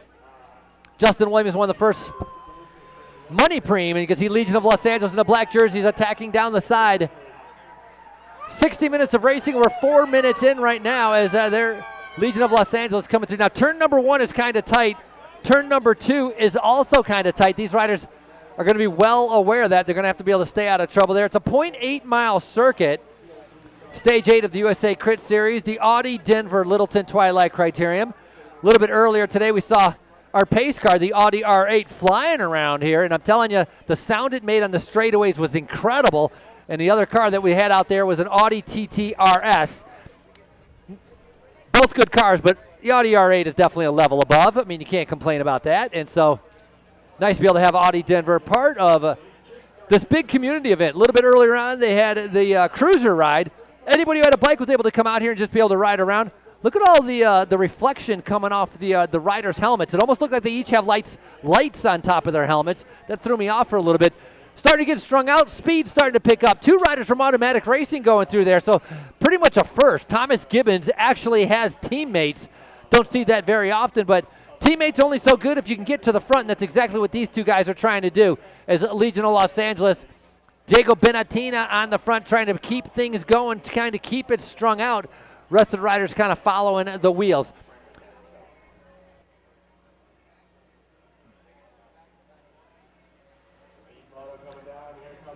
We've had a band playing all night long. The entertainment from Pandas and People and that 80s band were part of the entertainment here, live entertainment. The beer garden's still flowing, still going good.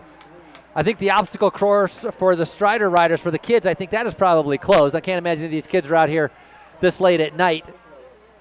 One of the latest races for any of the riders to have at a Twilight Criterium, starting here at 9 o'clock, going to finish up at about 10 p.m. And then we're going to have our podium coming up, Pro Women's Podium and Pro Men's Podium coming up in the middle of the street. That'll be following immediately right after the finish of our Pro Men. Talked about Kevin Gherkins winning. So there's a breakaway last year. It was Kevin Gherkins, Connor Mullerby, Oliver Flott. 3-rider breakaway last year that it got away. Then it was Scott Law coming in to be able to win the field sprint. So these riders are well aware of how these races have played out in seasons past. And so they're going to be thinking about that and be definitely paying attention to that. I think they're going to be getting a bell this lap for our USA Crit point sprint coming up. It's going to be 5 places deep, 10, 7, 5, 3, and 2. And I'll tell you, last year, so a big battle between ButcherBox and Team Cliff Bar. Now, right now, Team Cliff Bar has the team competition. ButcherBox was going for it. They were getting ready to take it over, but they had a bad crash at Salt Lake City where a lot of the riders ended up crashing, so they weren't able to get the points that they wanted. So Cliff Bar still with the team competition lead, and so ButcherBox looking to be able to take that back. Bell being rung for the points. USA Crit Sprint points available. 5 places deep. I think that's Brendan Rim on the front right now. Excuse me, that was Miguel Bryan on the front going through right there. A lot of guys crashed in that race. I mean, Connor Solly had a broken hand. He came back and raced at Salt Lake City, at San Rafael, and is here in Littleton. Good to see Jake McGee back. Glad Jake McGee is back. He broke his hand at Boise, so he's finally be able to come back and return. Glad to have him back.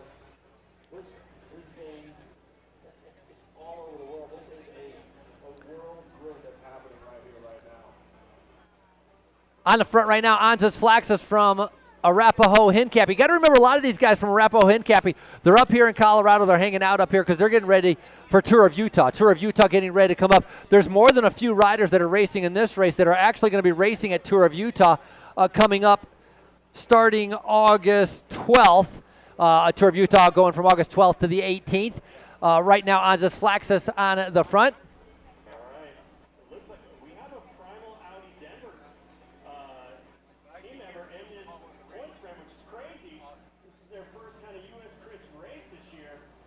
Points available, not very important for any of the 3 riders on the front, but ButcherBox, it is important depending on who is sitting in 4th position. Here we go, Primal Audi, that's a good one, picking up some points right there. Matthew DeAngelis picking it up from Primal Audi Denver. Anzas Flaxus second, Diego Benatina. So Alex McLaughlin, then Kyle Kirby. So all of the points in that first event, or first point sprint, going to riders that aren't much of a factor overall in the USA Crit Series.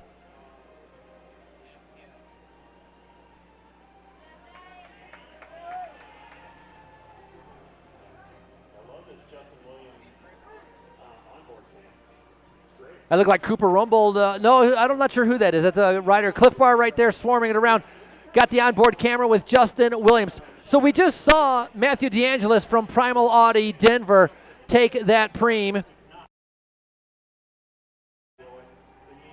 honestly, when you're racing, you don't know if that's somebody coming up the side or So he picked up maximum points, picking up 10, and of course it's the Audi Denver Littleton Twilight Criterium. I talked about some of the Audi vehicles that were in our pace cars that were driving around a little bit earlier, and that is a big part in thanks to Steve Powers from Audi Denver. Steve, welcome. Welcome to the show. How you doing? I'm doing great, thank you. Very good. So, the Audi R8, it was an Audi TT RS, I believe? Yes, sir. All right.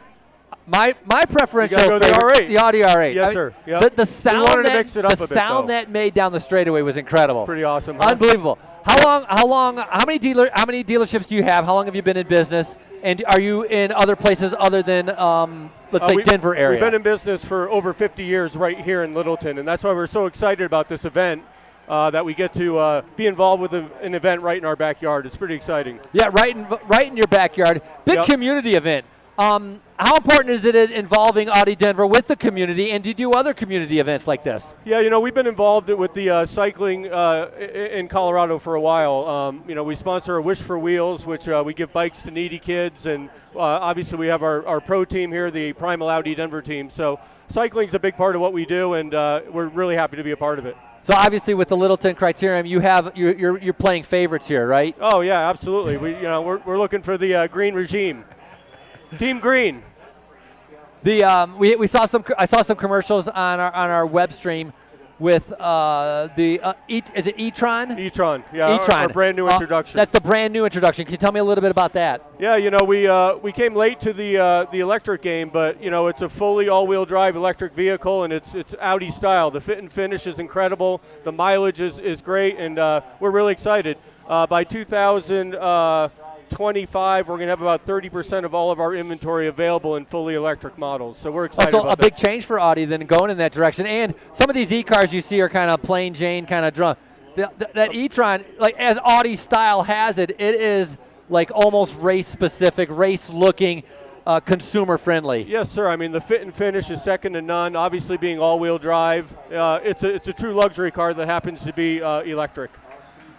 With the bike race going on and the other events that you promote, do you ride? Do you run? I mean, you look fit. I do ride. I did the Copper Triangle this morning, so it's been a long day. I'm not familiar with the Copper Triangle. Fill me in. It's about 80 miles from Copper Mountain up to Leadville, drop into Minturn, and you finish up at going up and over Vale Pass. Yeah, that's a lot, for sure. That is a long day. Yeah. It was a good day. So that gives you the reason not to have to jump into the bike race. Copper Triangle would be enough doing the 80 miles. That's a fact. That's a fact. Audi Denver with the relationship with the Littleton Criterium. How many years have been sponsored for this race? This is our first year. Oh, the first race coming on board. Yes, sir. Very good. I've been a spectator at this event. I love this event. You knew what this race was about. I totally did, and now it's got a little extra flavor. Which it's got a lot of extra flavor, especially yes, when the R8 is running around there. That's it. Right. You see, I mean, is this what you expected? Are you happy with how this has turned out? Because the crowds are phenomenal here, and it's great how around this race course you have little restaurants where everybody's hanging out. You have outdoor patios. It's kind of a really distinct vibe for Littleton. Yeah, it's a great deal, and you know, again, I've come to this event as a spectator and really enjoyed it, and now to be a presenting sponsor is just really exciting. And I think they did a great job, and I see improvements, and we're going to continue to tweak it, and we're going to be long-term partners. That's a fact. Well, we're glad to have you on board, and we appreciate your support of the cycling event. You, Steve Powers from Audi Denver, thank you very much for dropping by. Enjoy the rest of the night, cruising around, have a few drinks, and I know who you're cheering for, so good luck. Green. Good luck to Primal Audi Denver out here on the cycling race. race. I appreciate it a lot.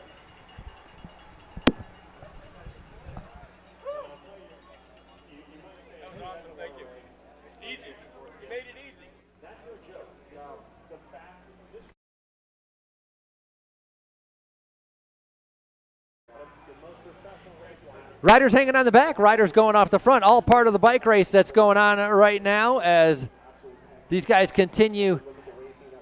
Different riders continuing to push the pace. Spencer Spingen Movinzada, that's his nickname, Spingen, graduate from Duke University. Spingen, spin brain, whatever you want to call him, extremely smart, intelligent rider.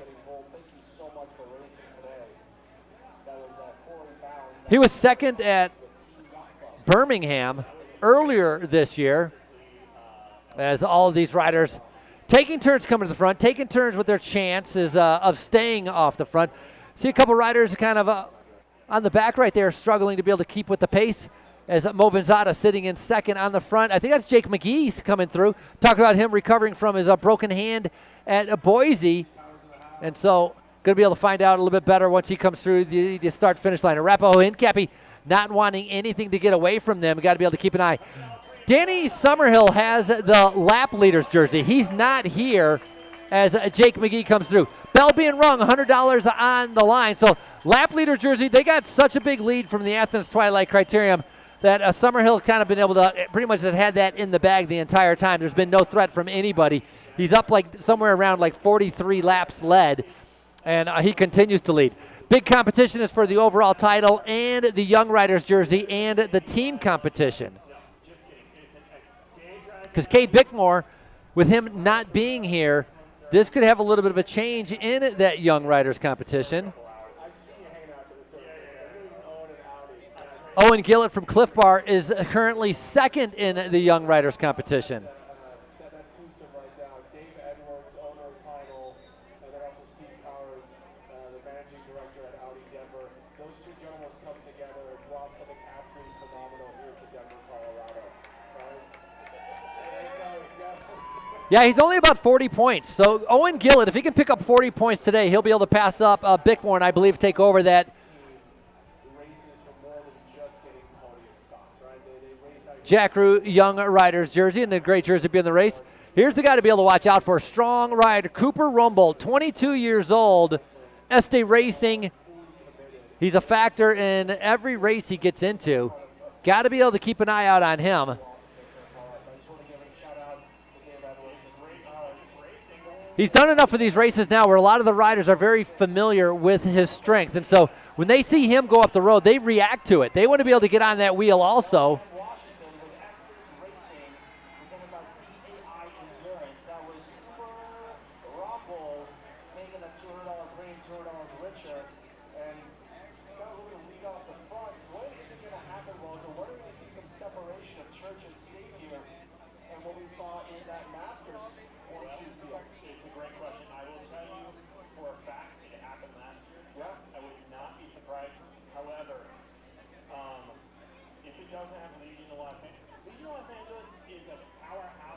Talked about Rumbold sitting in second, fifth at San Rafael, seventh at Salt Lake. He was 19th at Boise.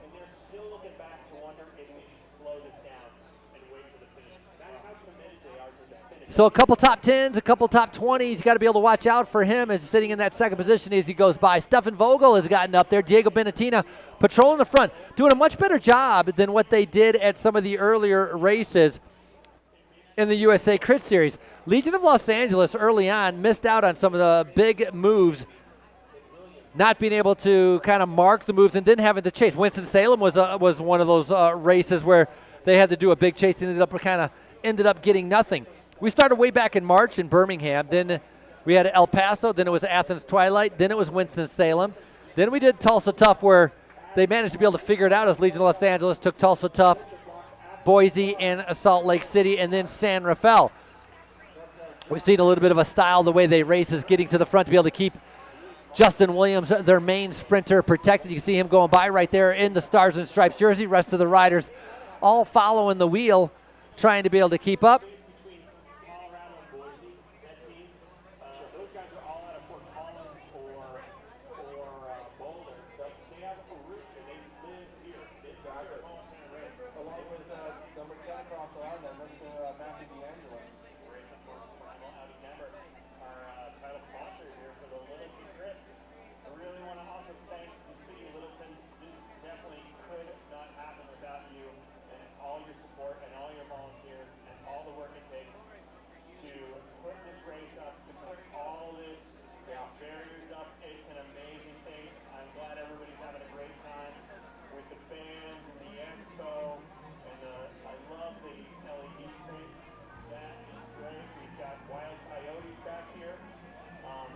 One thing with a lot of these riders,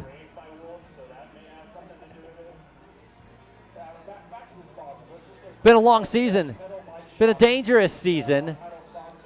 A lot of riders crashing at Salt Lake City and at different races, and talked about it at last race, and I'm going to bring it up once again because I just want him to know, if in case he's watching, Willie Myers from Mark Pro with a bad crash. He ended up breaking 2 vertebrae, broke his wrist. He was unconscious for a while. We're thinking about you. You see Mark Pro going through right there as Kyle Kirby coming through. Team's thinking about you, and of course Willie Myers will wish you a speedy recovery. And you're still part of the USA Crits family, and hopefully you continue to recover, and we're able to see you back at the races sometime. Not this year, maybe at the end of later on this year, but hopefully for next year. But we talked about Butcher Box having the problems, like Connor Solly had a broken hand, Adam Sheps completely scraped up with the concussion and was out. Spencer Movenzada hurt his hip and shoulder. John Harris, Alex McGoffin, all of these guys were completely torn up at the races after Salt Lake City. San Rafael, not as bad, and so glad to be able to have a lot of these guys back here and racing. We are down to 26 laps. That kind of gives you an indication of where we're at. We basically run a little under 2 minutes per lap. These guys aren't, even their slow laps are 27 laps an hour. Which would be one of the fastest races I've been in. So with the finish of our women's race, we talked about the women's podium coming up a little bit later on. One of the big changes is Colavita has now taken over the team lead over Hagens Berman Superman. So we got a new team leader in the competition for Colavita Bialetti. And Harriet Owen moves up into second overall. So now they occupy first and second overall. Starla Teddergreen, then Harriet Owen, and that means Emma Bast moving down from second down into third. You know,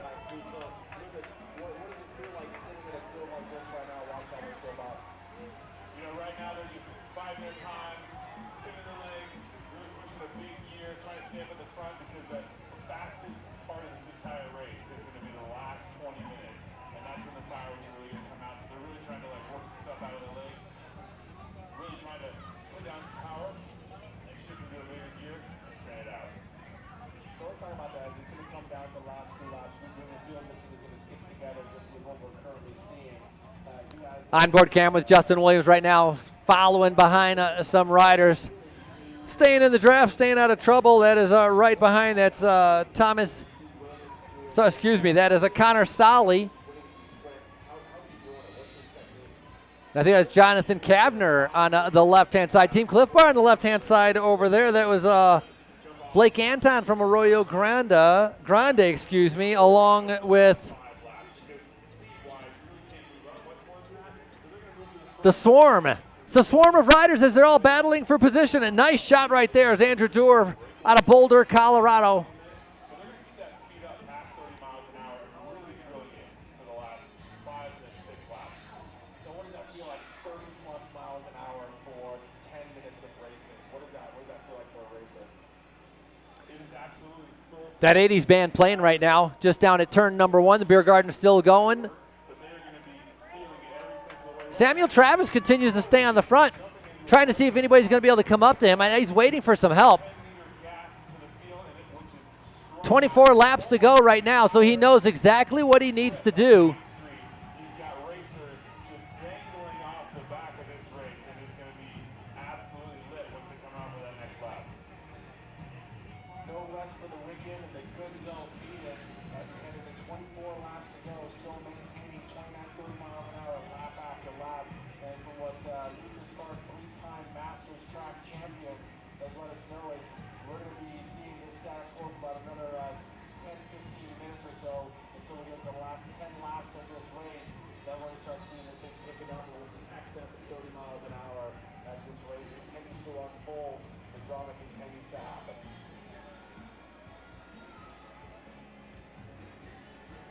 Oh, massive crash going through the turn. Ton of riders. Turn number 2, I believe that is. That's talked about turn number 1 being tight and turn number 2 being tight. Rider from Automatic Racing down. Glad he's sitting up. That's good. Got to gradually you got to kind of sit there for a while to kind of assess the situation, make sure that all of you are okay. Got to clear those bikes off the road, which people are doing, so good to be able to see that. All of these guys are going to have a chance to be able to go to the pit area. Guys clearing off onto the curb. Tyler Locke right there going down. He had a bad crash in Salt Lake City. He had hit his head, had to actually get stitches in his head also. So Safe Sport Gutenplan, Tyler Locke not having a good race here right now at the start of Littleton. Again, that was in turn number 2 because I talked about turn number 1 being very tight, turn number 2 being very tight. A lot of the riders able to get going once again to be able to make their way to the pit.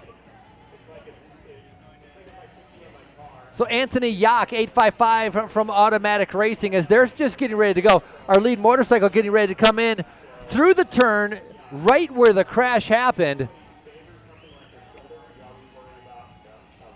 Anzas Flaxis from Arapahoe Hincapie, once again, former Latvian time trial national champion on the front, trying to be able to string this race apart.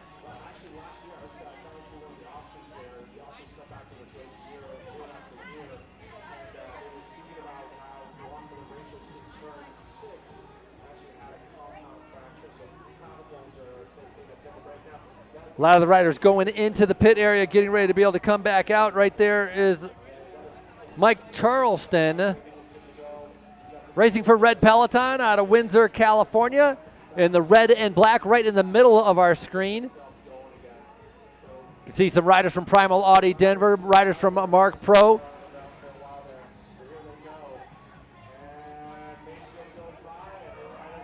Oh, they're going to have a hard time just getting onto the back of the group the way they started off on that. That's going to be interesting to see. So the riders in the crash, some of the riders in the crash, there are still other riders in the crash that have not come back out. And we can see the riders in the pit just off the back trying to be able to make contact with the back of the main group. Max Chance leading them through. Wildlife Generation, they're getting ready to go do Tour of Utah also.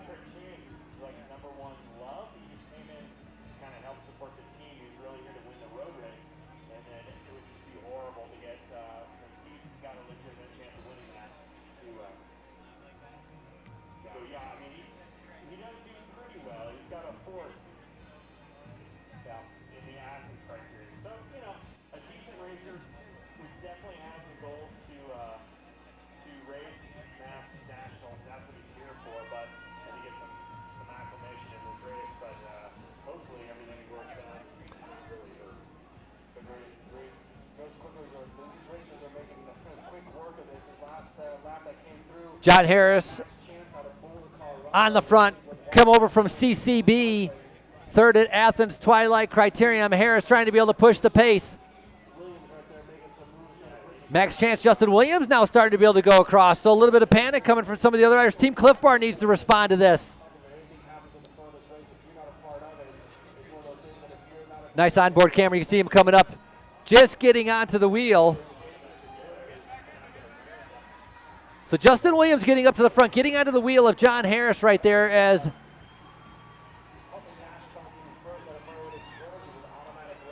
so Huntley Nash on the front, John Harris, then Justin Williams, then Max Chance, and a little bit of a gap as Andrew Dahlheim, Arapahoe Hincapie, trying to shut this down.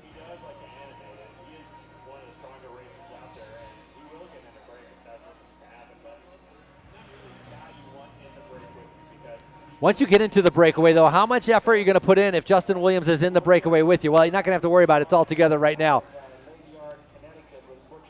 Lined up, the speed started to take it still. Kind of similar to 2018. We got about 2/3 of the way through the race. Then the breakaway formed. 3 riders managed to separate themselves. Max Chance again attacking. That's Max Chance making a big move. Coming right here on the back line, coming off of Prince, going across the back section. As the race towards the House of Yellow, there it is.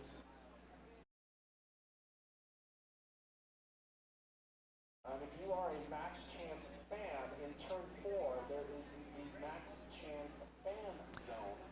Max Chance sitting around. He was 5th at the under 23 road race last year. So a 5th place at his national championships in 2018. Trying to be able to make a mark. He's getting ready to go do Tour of Utah. This is the front of the race. Andrew Dewar going across. That's Andrew Dewar, protocol out for Fave Cycling. He's 11th in the U.S. Sprint Series, and he has 17 races under his belt this year, 7 top top here. 20 laps to go, ladies and gentlemen. 20 laps to go. 28 minutes of Riders finally seeing 20 laps to go. Different riders coming to the front. to go. A lot of heavy shoulders moving across those handlebars. We look at the back of the peloton. The camera swings back to the front. We've got some racing action shifting off to the far left-hand side as the group tries to just continue to move. Andrew Dewar out of Colorado racing for Fave Cycling Team was a rider leading through last lap. Arapahoe Hincapie coming right over the top. Max Chance on the inside. And I'll tell you, you see these guys are going considerably faster than what's there at back 5 this morning. Everybody's putting, Whoa, that is a dangerous, dangerous play we saw there. Moving from left to right, cutting through traffic.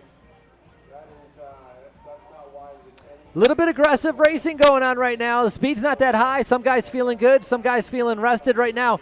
Gibbons now starting to be able to come up in the orange jersey, getting onto the back of that group with Max Chances sitting up there. Legion of Los Angeles represented as all the riders now brought back together. It's about not making a mistake. 19 laps to go. We should be having our mid-race point sprint relatively soon. I'm not sure. I don't think I missed that. Here we go, USA Crit Sprint points. I was wondering where that was. So our mid-race point sprint coming up. Bowling Stream, Everly at the back. You know, it kind of is not that important when you hear the screen when you're 30 seconds on the back.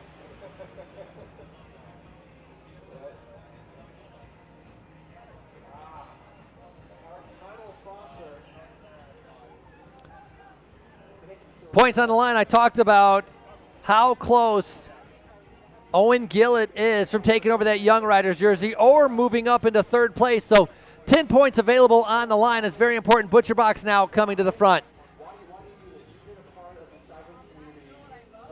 Once again, 5, 6, 7 riders are important for the USA Crit Point Sprint. The other ones not as much, but Arapahoe Hincapie now on the front. Look at the gap that opened up. Cliff Bar not even reacting to the situation. It was like a sports car coming past a Volkswagen. No chance to be able to get onto the wheel. He's like, look, I'm just going to get on somebody else. Let somebody else do the work. He's going to sit up. He's going to rest. He's going to pull off. Mullerby trying to be able to sucker somebody else into doing the work to try to get onto the wheel of Arapahoe Hincapie. Turning the pedals over very easily right now. USA Crit Point Sprint on the line. 10 points, 7, 5, 3, and 2.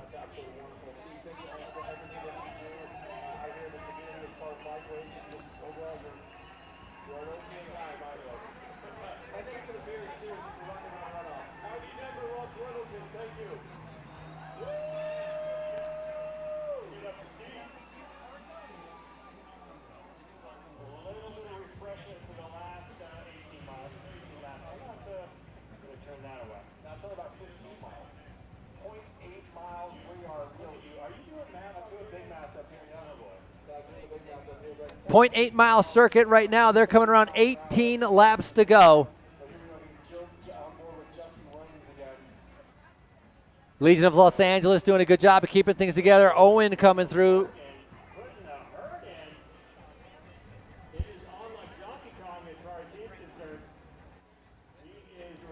What an effort. Justin Owen just going at it. Sometimes you get into a break and you kind of look around waiting for riders to come up to you. He's not waiting around. He's got his head down just hammering, saying, hey, you're going to have to chase me. You're going to have to catch me if we want to be in this breakaway, if we want to be able to try to get away. Mark Pro Cycling now on the attack on the right-hand side.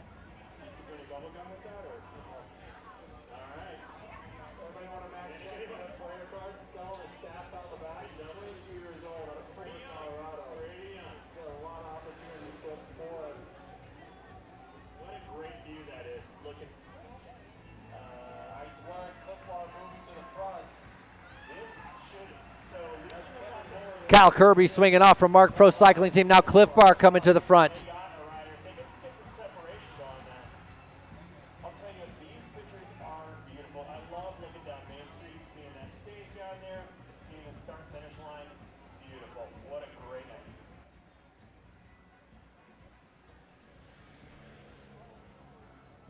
Right now, not one team is trying to take control. Nobody's able to kind of like get away. We haven't had one breakaway. We've had nobody be able to separate themselves. You see a lot of coasting going on right now. We have 17 laps to go. I'm thinking 10 laps to go might be right around when Legion of Los Angeles might come to the front, start riding tempo in order for Justin Williams to be able to sit and stay protected. Not that they're going to try to go flat out for 10 laps, but we've seen that kind of strategy taking place in previous races. And so sure, Legion of Los Angeles is kind of thinking about that one more time to see if they can pick up another win. Justin Williams is the only rider to actually repeat as a winner in the USA Crit Series. Your applause, your enthusiasm is what drives these bike racers to push their pedals just that much harder. Spencer Movenzada on the front right now. Talked about Spencer. They call him Spingen because of his strength. Second at Birmingham earlier this year. He's getting a double major in science and biology at Duke University as Spencer Movenzada trying to control things. Looking over his shoulder, Thomas Gibbons in second position, the orange jersey now following. Look at Gibbons. Big move by Thomas Gibbons going by. Flying around turn number 1. Thomas Gibbons is going for a breakaway. I agree. He's got a good strong rider with him. If Anzas Flaxus can stay with him, I think he's going to get a little bit too much of a reaction from the rest of the peloton. Talked about Flaxus being a former Latvian time trial national champion. He won a stage of Oklahoma City earlier this year also. Yeah, they reacted to this. Gibbons just needs to swing off, go back to about 5th or 6th position, try another attack a little bit later on because everybody's on his wheel. Not too far, keeping a close eye, right? Yeah. I'm second place, you're first place. I'm going to keep an eye on you. Phenomenal times, but look at this race. I mean, we start out with 100+ racers. We've heard the whistle blow. We've had a few people get dropped out, but this thing is staying together. Just the overall athleticism. Big speed every single lap, 25 to 27 miles an hour coming through the start-finish line. They have a speed gun here. Well, actually, I don't know if it's a speed gun. It's one of those things that the cops set on the side of the road that show you your speed. You know, it like blinks red if you're going too fast, and it shows green if you're going the right speed. Like right now, it's blinking red because the speed limit through Main Street here in Littleton is 25 miles an hour, and they're going speeds of 30. It's showing 30 miles an hour as they're coming by, so it's blinking red. Talked about 2/3 of the race going through, and then the breakaway succeeding. That's what took place in 2018, and right now it looks like it's shaping up the exact same way in 2019. Stephen Vogel, Sam Travis, Justin Owen, Diego Benatino, Brendan Rim, perhaps with a chance to be able to separate themselves.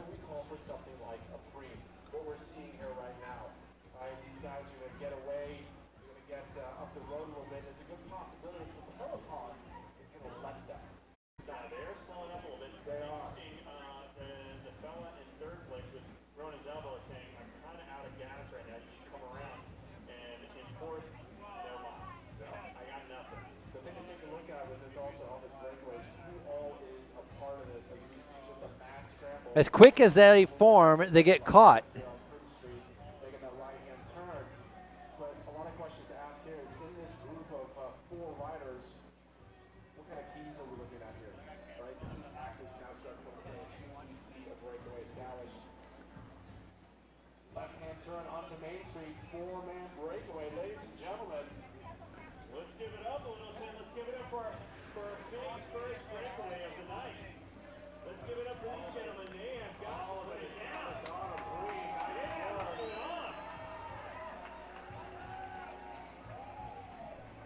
Vogel, Owen, Samuel Travis, and Diego Benatina, 4 riders.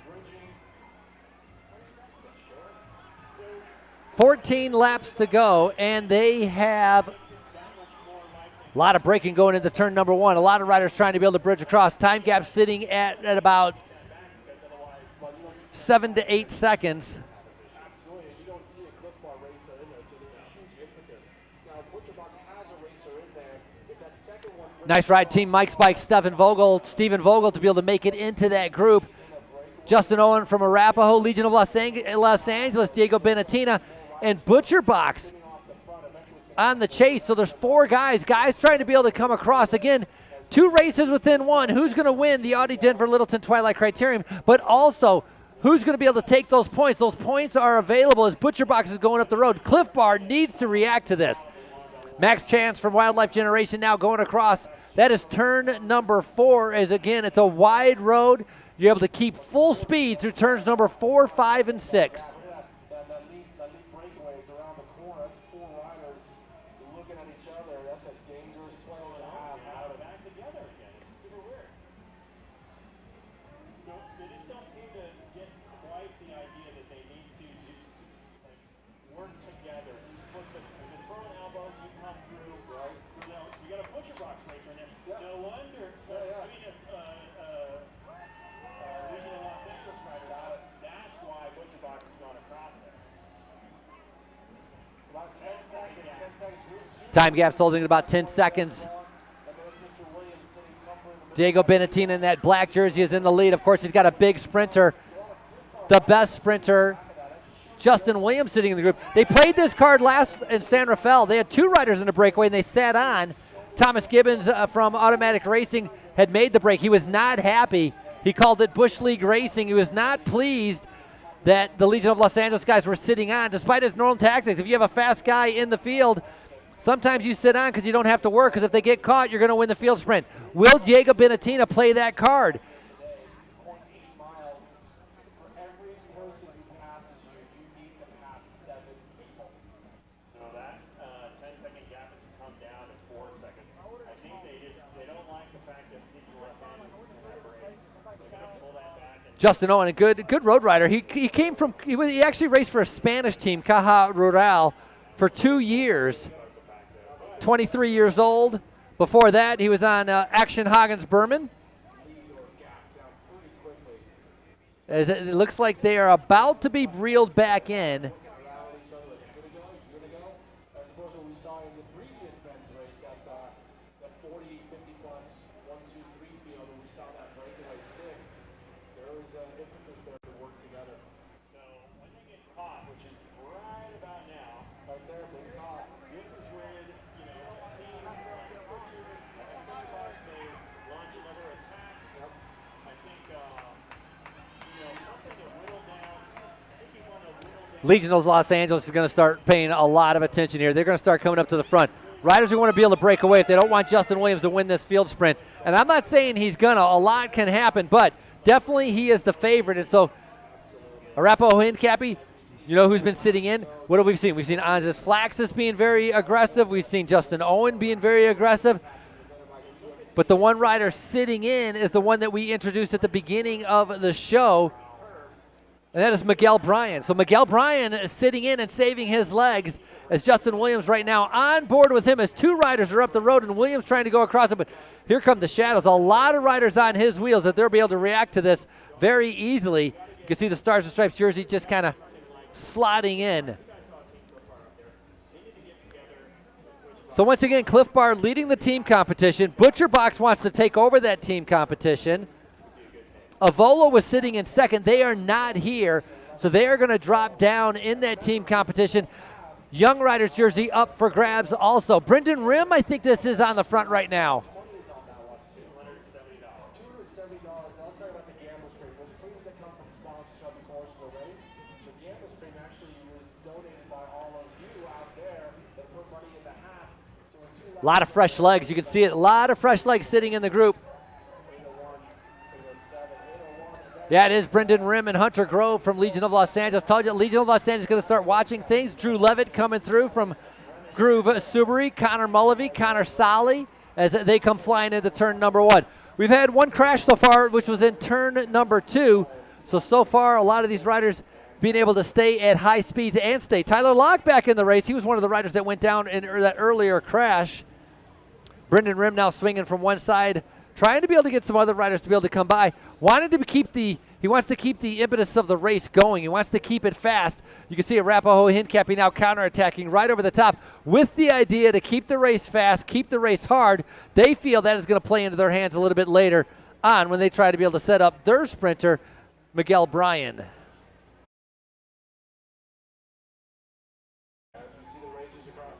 Briggs making that only right-hand turn, which keeps us in from being NASCAR and really makes the MotoGP style.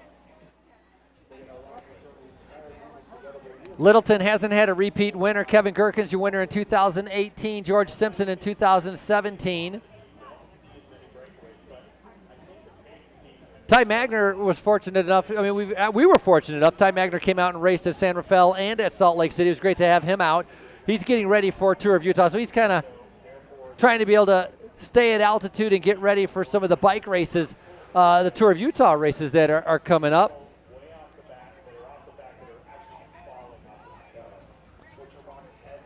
But he was the winner in 2016. Zach Allison is in this race on Team Cliff Bar. He was the winner in 2013. So Connor Solly, a good sprinter. Zach Allison, a good sprinter. Perhaps certain riders trying to be able to save, certain teams trying to be able to save specific riders for the finish, and that's exactly how things are playing out.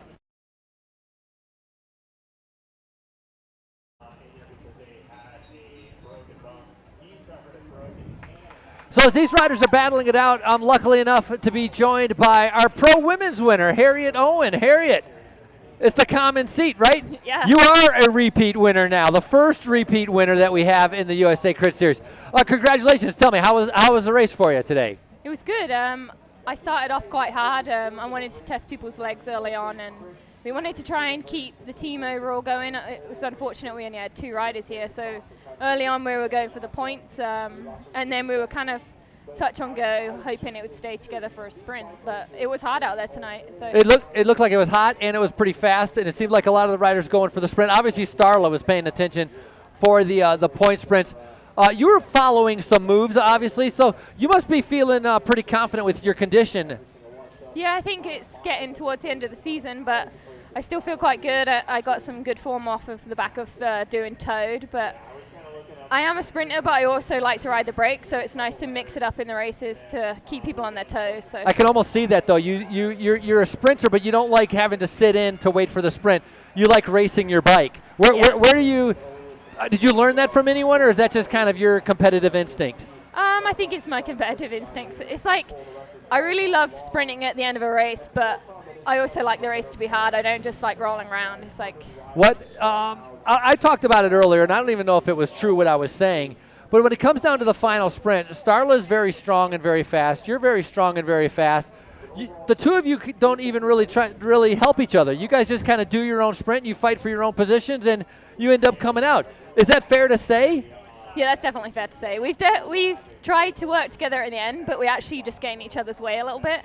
It's nice to know that your teammates around you, so if you do need to get draft or something, then that's great. But when it's just me and Starla in the finish, we tend to just surf it and see how it comes out. So you each just kind of do your own race. You kind of surf off each other. Obviously, if someone's there, you play off of her, but you're not necessarily helping her. Because I noticed that nobody's sacrificing themselves for the other, and it actually tends to work out. And actually, in a way, I mean, you're the fastest sprinter in the race, and Starla really, she's the second fastest sprinter in the race. And so that's a deadly combination. Got to have a big boost of confidence going into the final race, Westchester, which I'm assuming, how many riders for Hagersberger Superman will be there? Are we sticking with the 2-man team or maybe a little more? No, we're coming with a full squad of 6 for Westchester the last round. We've got a strong squad going, so we're trying to get that team overall back, I think, after this round. Focus is going to change a little bit then from winning the individual race to trying to get that team competition back from Team Cliff Bar. Well, Harriet Owen, congratulations, the first repeat winner of the USA Crit races for this year, and obviously moving up the rankings. Hagersberger Superman sitting in first and second. I think the USA Crit Series is going fantastic for you. Congrats. Thanks very much. Harriet Owen, your winner of the Pro Women's race. We're going to see her a little bit later on the street for our Pro Women. As we're getting down into crunch time now for our Pro Men. 8 laps to go. Anzas Flaxus once again attacking. Strong rider, not waiting around for anybody.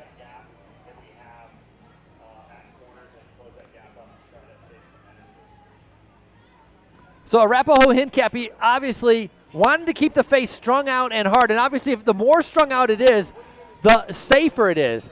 Right, staying in one line, following the moves. You don't have guys chopping on the inside and kind of swarming all over the place, and so that's something that Arapaho Hincap he's thinking of doing. A little bit of an attack in the back. I think that's Samuel Travis once again trying to be able to go across to the group.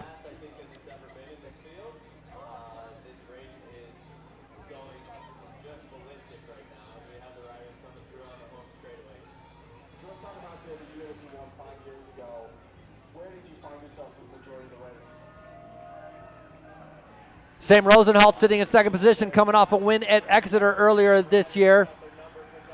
Last year on Team Toronto Hustle, a good sprinter, a fast sprinter. It's a matter if he can stay away. If he can stay away with Flaxus, he would have a good chance of winning this bike race. But a lot of speed, still contained, still waiting. It's like they're waiting to pop the champagne as they are going to be flying through this race course, trying to be able to bring back our leaders 7 laps to go.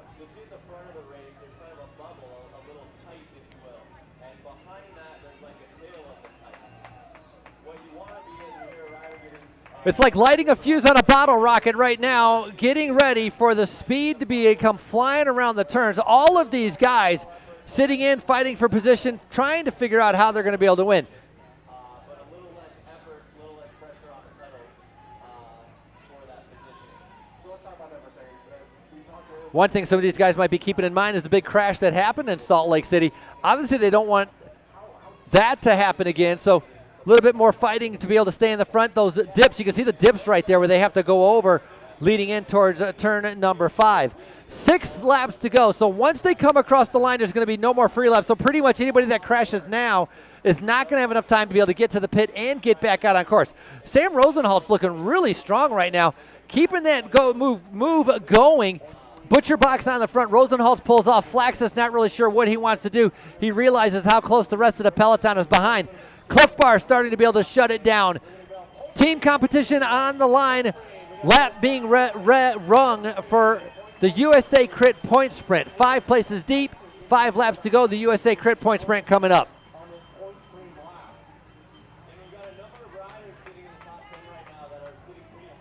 One thing I'm surprised, the Legion of Los Angeles has not come to the front to try to take control, to try to give Justin Williams an easy ride. Because right now, Justin Williams still free-floating back there. Corey Williams free-floating back there. Corey Williams coming off the win at the Manhattan Grand Prix, teammate of Justin Williams.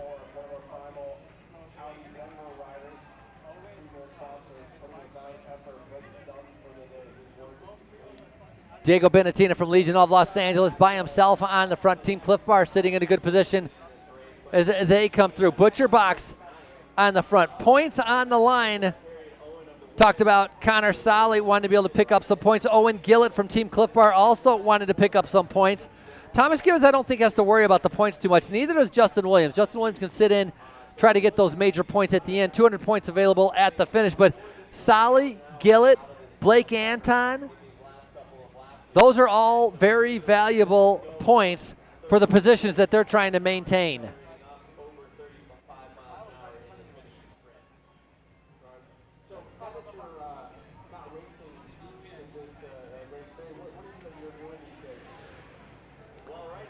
Coming out of the final turn, and it's going to be a sprint all the way to the line. This is going to be a close one, and John Harris taking it right in front of Huntley Nash.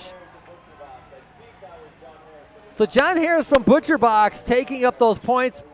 It does him so good. It would have done so better for Connor Solly, but right now, at least he's on the front. He's in a good position. Huntley Nash showing off some good speed also.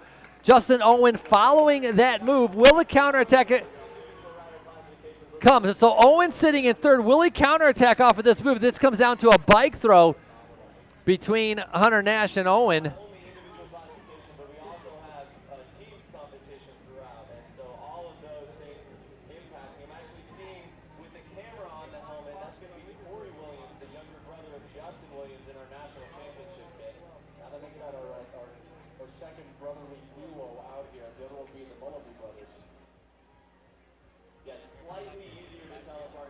Oh, a little bit of bump in there right there as the riders are trying to fight themselves up into that bubble. Trying to get into the bubble, trying to be able to make the races easy. Faster and these final laps. Riders, when they come around, are going to be seeing 4 laps to go.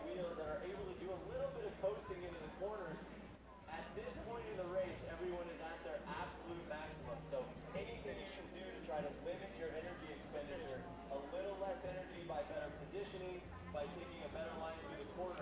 Once again, seeing the riders coming down the front straightaway. And you see 4 laps to go here. 4 to go. 4 laps to go.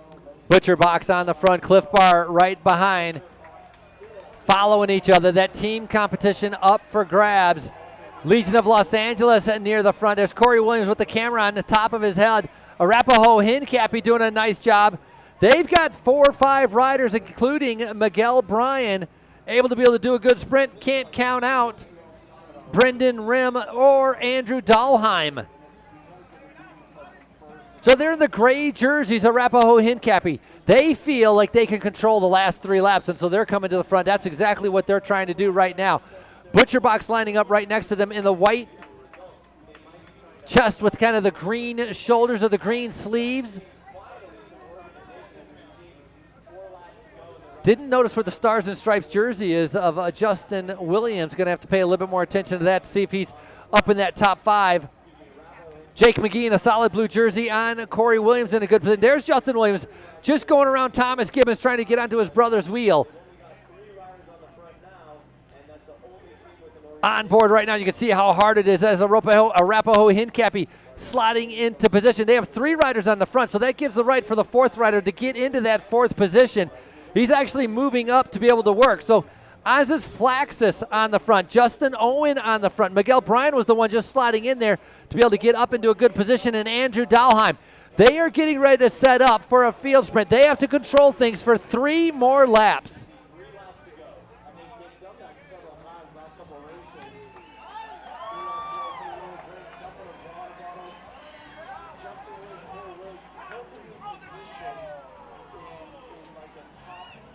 I think there was a crash on the home stretch. Riders down on the home stretch as we see just with 3 laps to go.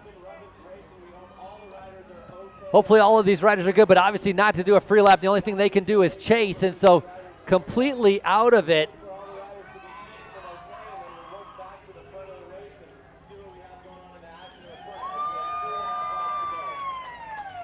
Wyatt Galk from Fave Cycling. Look at that saddle. Not getting back on that bike right now. So a little bit of a touch of wheels, taking down 3 riders right in the home stretch. Right now getting ready to see 2 laps to go.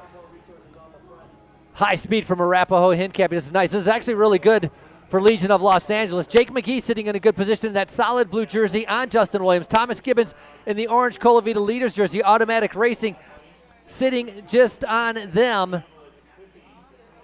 Trying to take a look at Butcher Box from Connor Solly might be right behind him.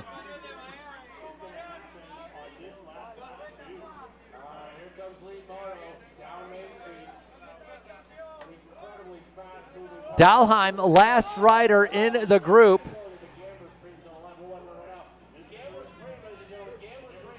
So 2 laps to go. They're ringing the bell for the Gambler Premium. That's Andrew Dahlheim, the 4th wheel there.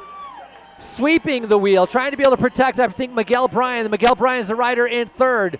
Talked about how fast Miguel Bryan is. Got to keep an eye out on him. Riders getting pinched all the way to the curb. That's turn number 1.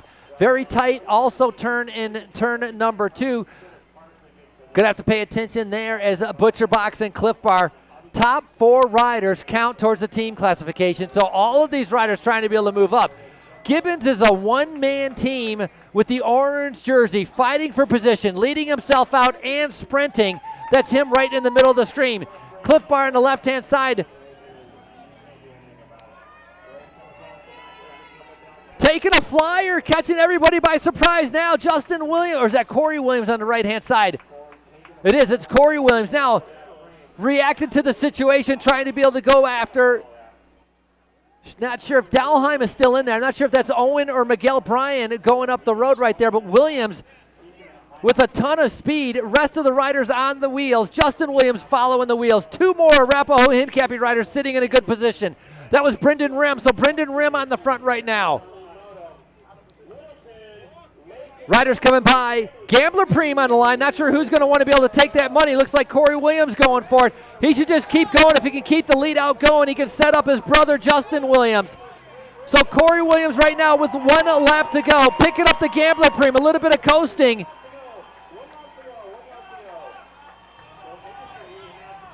One lap to go. Corey Williams forcing Arapahoe Hincapie to be able to use up their guys for that final lead out, heading in towards turn number 2. On board with Justin Williams as he's following. That's Thomas Gibbons just in front of him in the orange jersey. Arapahoe Hincap, he's sitting on Gibbons. I'm surprised at that when he's got a ride. Oh, they're side by side. Gibbons almost fighting for the wheel, trying to be able to stay on Andrew Dahlheim. He can get strung out there a little bit too early. Gibbons with a long ways out. If Dahlheim pulls off, Gibbons is going to be stuck on the front, going through turn number 4, heading towards turn number 5. Dahlheim's giving everything there. Dahlheim is done, so Dahlheim has just swung off. Now it's a sprint. Miguel Bryan going on the, Justin Williams going on the inside. Oh, a little bit of a slide of the wheels. Now, oh, to crash in the back, and riders all over the place. Big crashes. They're scrambling out. It's the first 5 or 10 that get through, but on the front right now, Miguel Bryan in the home stretch. It's 150 meters to the line. Who can match the speed of Justin Williams? Gibbons right in the middle. Is it going to be Williams all by himself in a bike throw with Miguel Bryan in second? Williams untouchable. Miguel Bryan one little bike throw in front of Thomas Gibbons, but the scramble behind with a big crash in turn number 5. But Legion of Los Angeles, once again, as Justin Williams just proves unstoppable with his speed in any type of field sprint, as he is your winner of the Audi Denver Littleton Twilight Criterium. Coming by Miguel Bryan, though, no easy task. And Miguel Bryan took the jump early. Really, Justin Williams had to do a big risk to dive under Thomas Gibbons in turn number 5. That wasn't the cause of the crash. Those guys all made it through. It was about 10 riders back where it just got pinched going way wide to the curb. Riders getting hooked up, tumbling over each other. If we get a chance, maybe we can see the replay of that.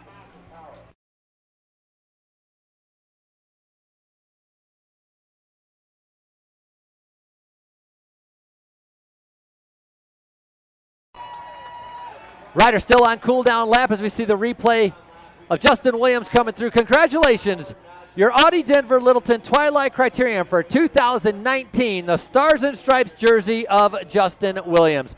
I'm going to head on out to the street, going to do a quick interview with Justin Williams. Then we're going to be keeping it at the street, I guess, for our podium awards for our pro women and pro men.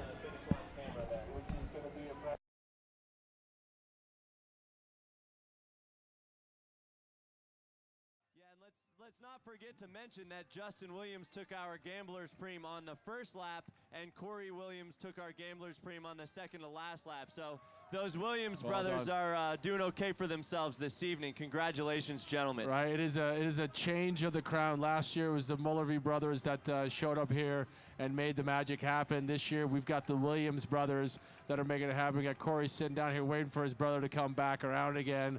Absolutely phenomenal, dynamic duo. And a lot comes into play as well. When you've got family out there with you, you're going to do that much more. Absolutely, absolutely. And once again, thank you to Littleton, Colorado. Thank you to all the spectators. This is a premier event in the country. This is an example of what American Criterium Racing is, and having everyone out here tonight cheering, this is what it's all about. Absolutely. Thank you so much. All DC, right, we're appreciate all of your input. It's a great pleasure to see you, sir. Thank you.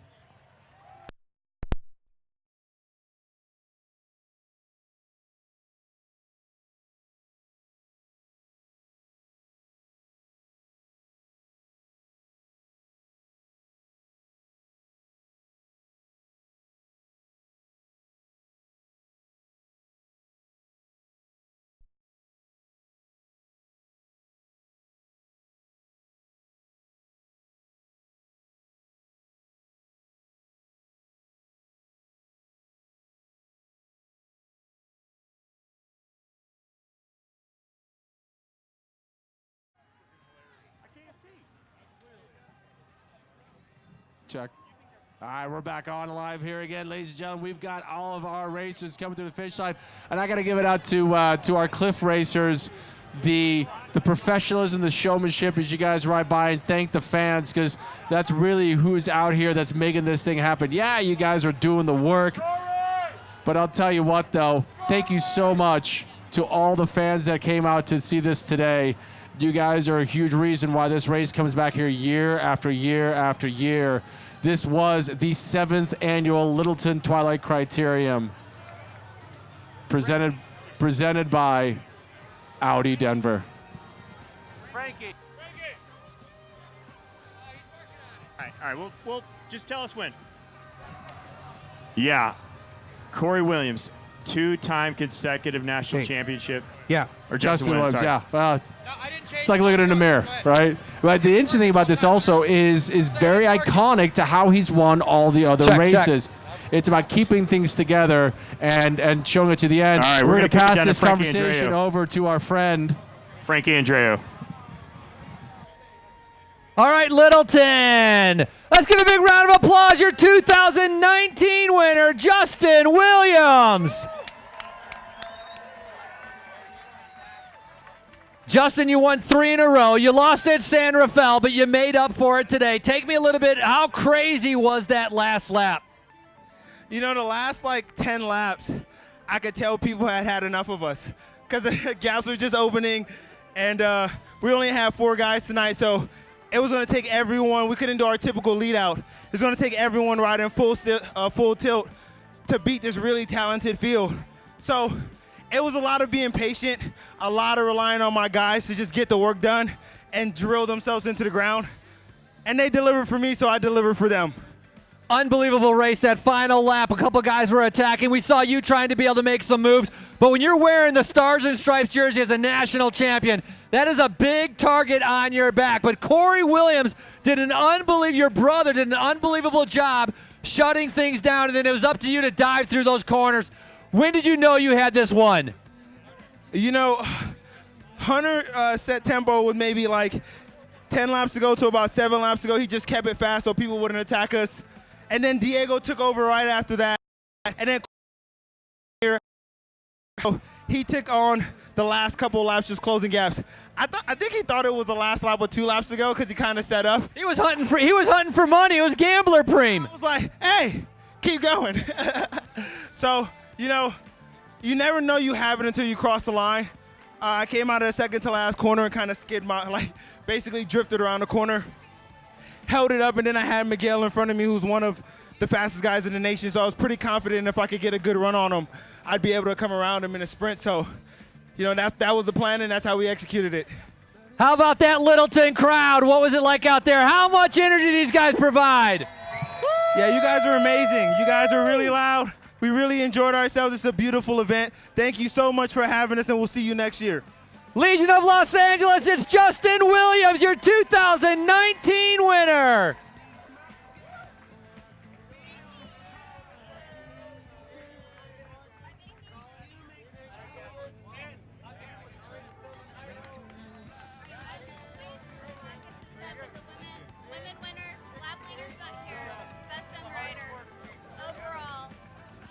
Colorado loves the Legion.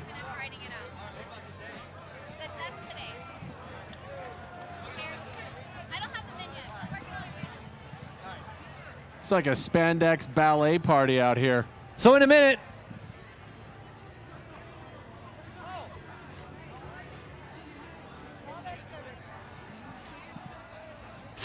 we're about to have our women's podium, our pro podium coming up in just a couple minutes.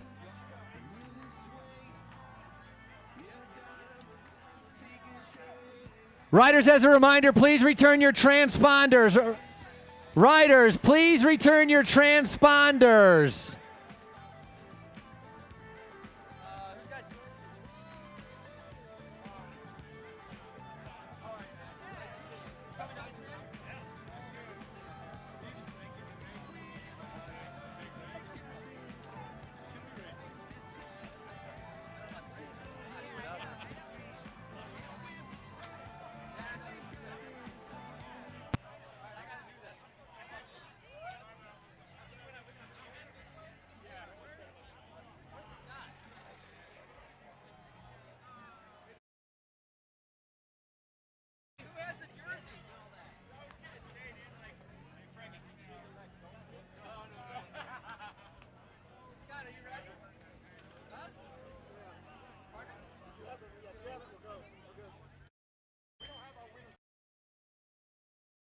Ladies and gentlemen, it is now time for your pro women's podium. I'd like to be able to start off with our race winners.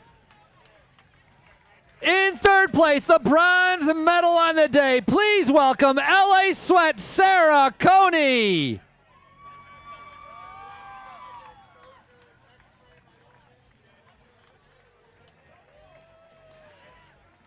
Second place, racing for Hagens Berman Supermint. This is Starla Teddergreen.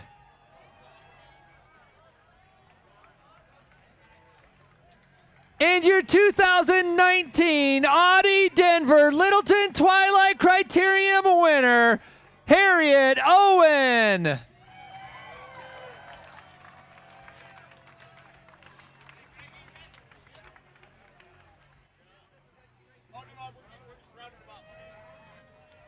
Here's your 1, 2, and 3, Owen, Teddergreen, and Coney. Congratulations, your women's podium.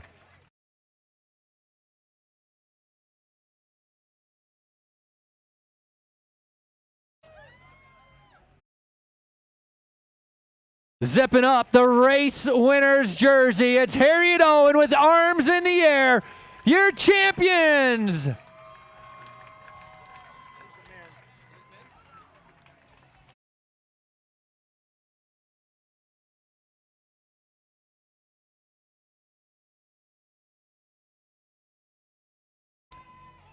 Moving on now to the Jack Rue Best Young Riders jersey. She's from Colombia, racing for Colavita Bialetti. This is Natalia Franco.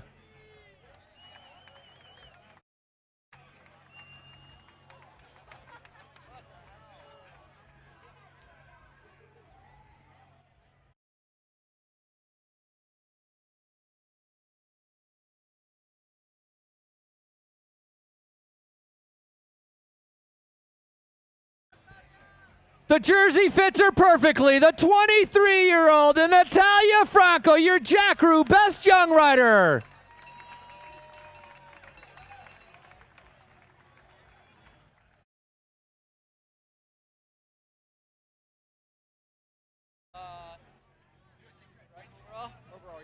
Now our top 3 for the USA Crit Series after 8 races. Third place, racing for Levine Law Group, presented by Husby, Emma Bast. Second place, racing for Hagens Berman Supermint, Harriet Owen. And keeping the orange Colavita Leaders jersey once again, Starla Teddergreen.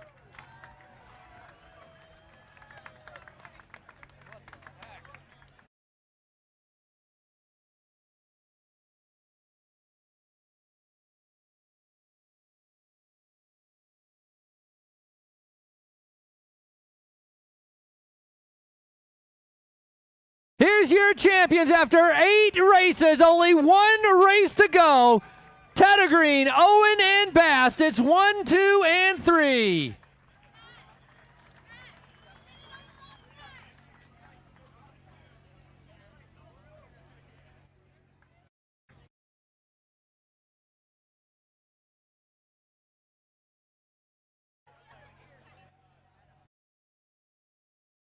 And now, a moment they have been waiting for. Your team competition in our USA Crit Series.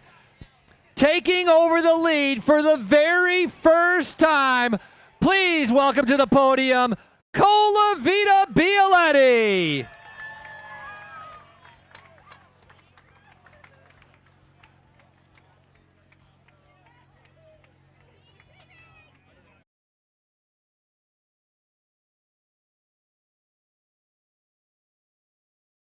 Tina Pick, Laurel Rathburn, Jolene Holland-Nevy, Natalia Franco, Yasili Soto, and Christina Goki-Smith.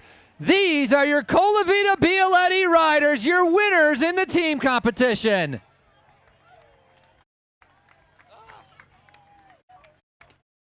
Put the podiums in backwards. What do you mean? Second place is in the wrong spot. We were doing it the other direction.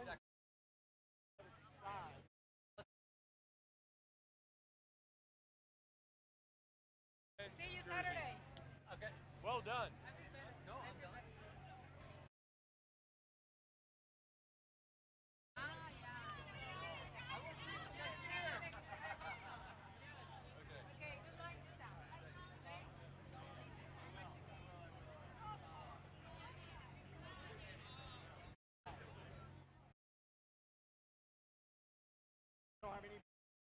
All right. Moving on to the men's podium for our pro race. Like to be able to start off third place on the day. He races in the orange jersey for Automatic Racing, Thomas Gibbons.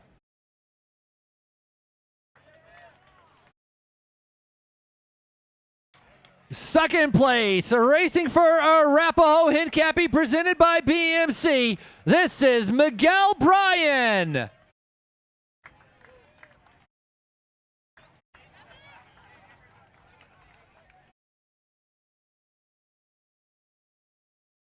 And your winner, showing he has the speed that nobody can touch. Racing for Legion of Los Angeles, the fastest man on wheels, Justin Williams.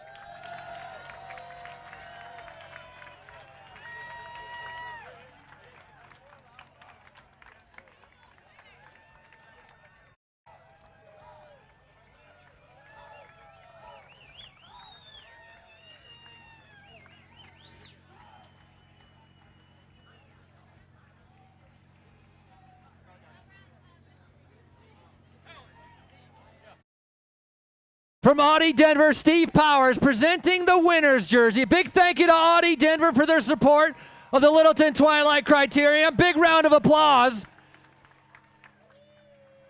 And a bigger round of applause for our champions, 1, 2, and 3, Williams, Bryan, and Gibbons.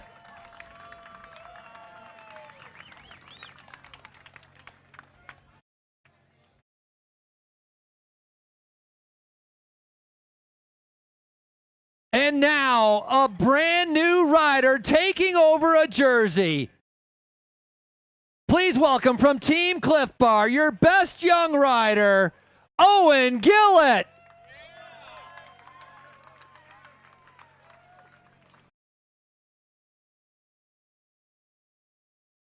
Coming all the way from Australia, he pulls on the Jack Rue Best Young Riders jersey. This is Owen Gillett.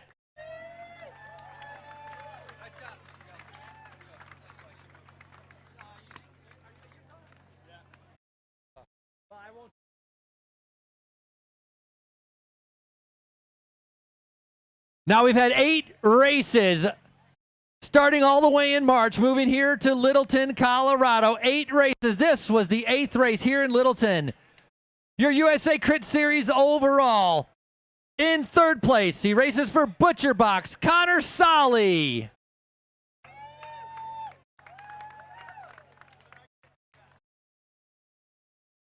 In second place for Legion of Los Angeles, Justin Williams.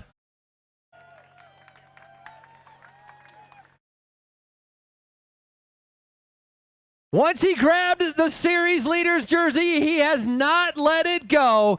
This is your overall winner with 1 race to go, Thomas Gibbons.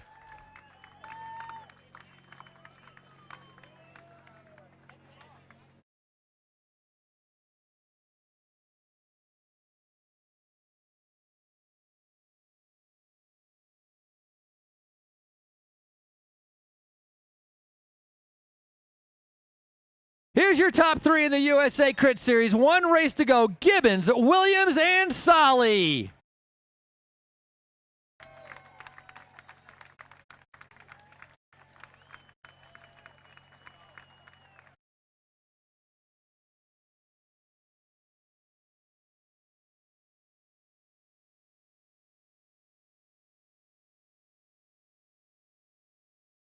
And the battle now that has gone on all year long. Right now, leading with 1 race left to go in the team competition. Please welcome to the podium out of California, Team Cliff Bar.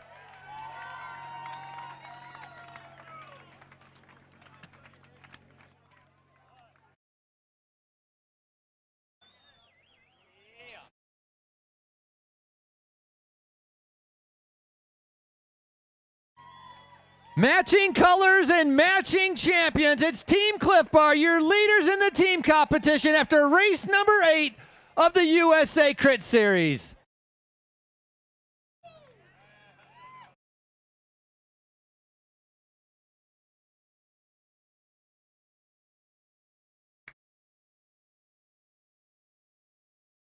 For Audi Denver and the Littleton, Colorado of 2019. My name is Frankie Andre. I'd like to thank everybody for coming out, enjoying a fantastic race. Littleton, you were awesome. Thank our announcers who did a fantastic job all day long. The officials, the volunteers, but it's the crowd that makes the event. And Littleton, you set yourself apart. We look forward to coming back in 2020. Everybody, please drive home safely.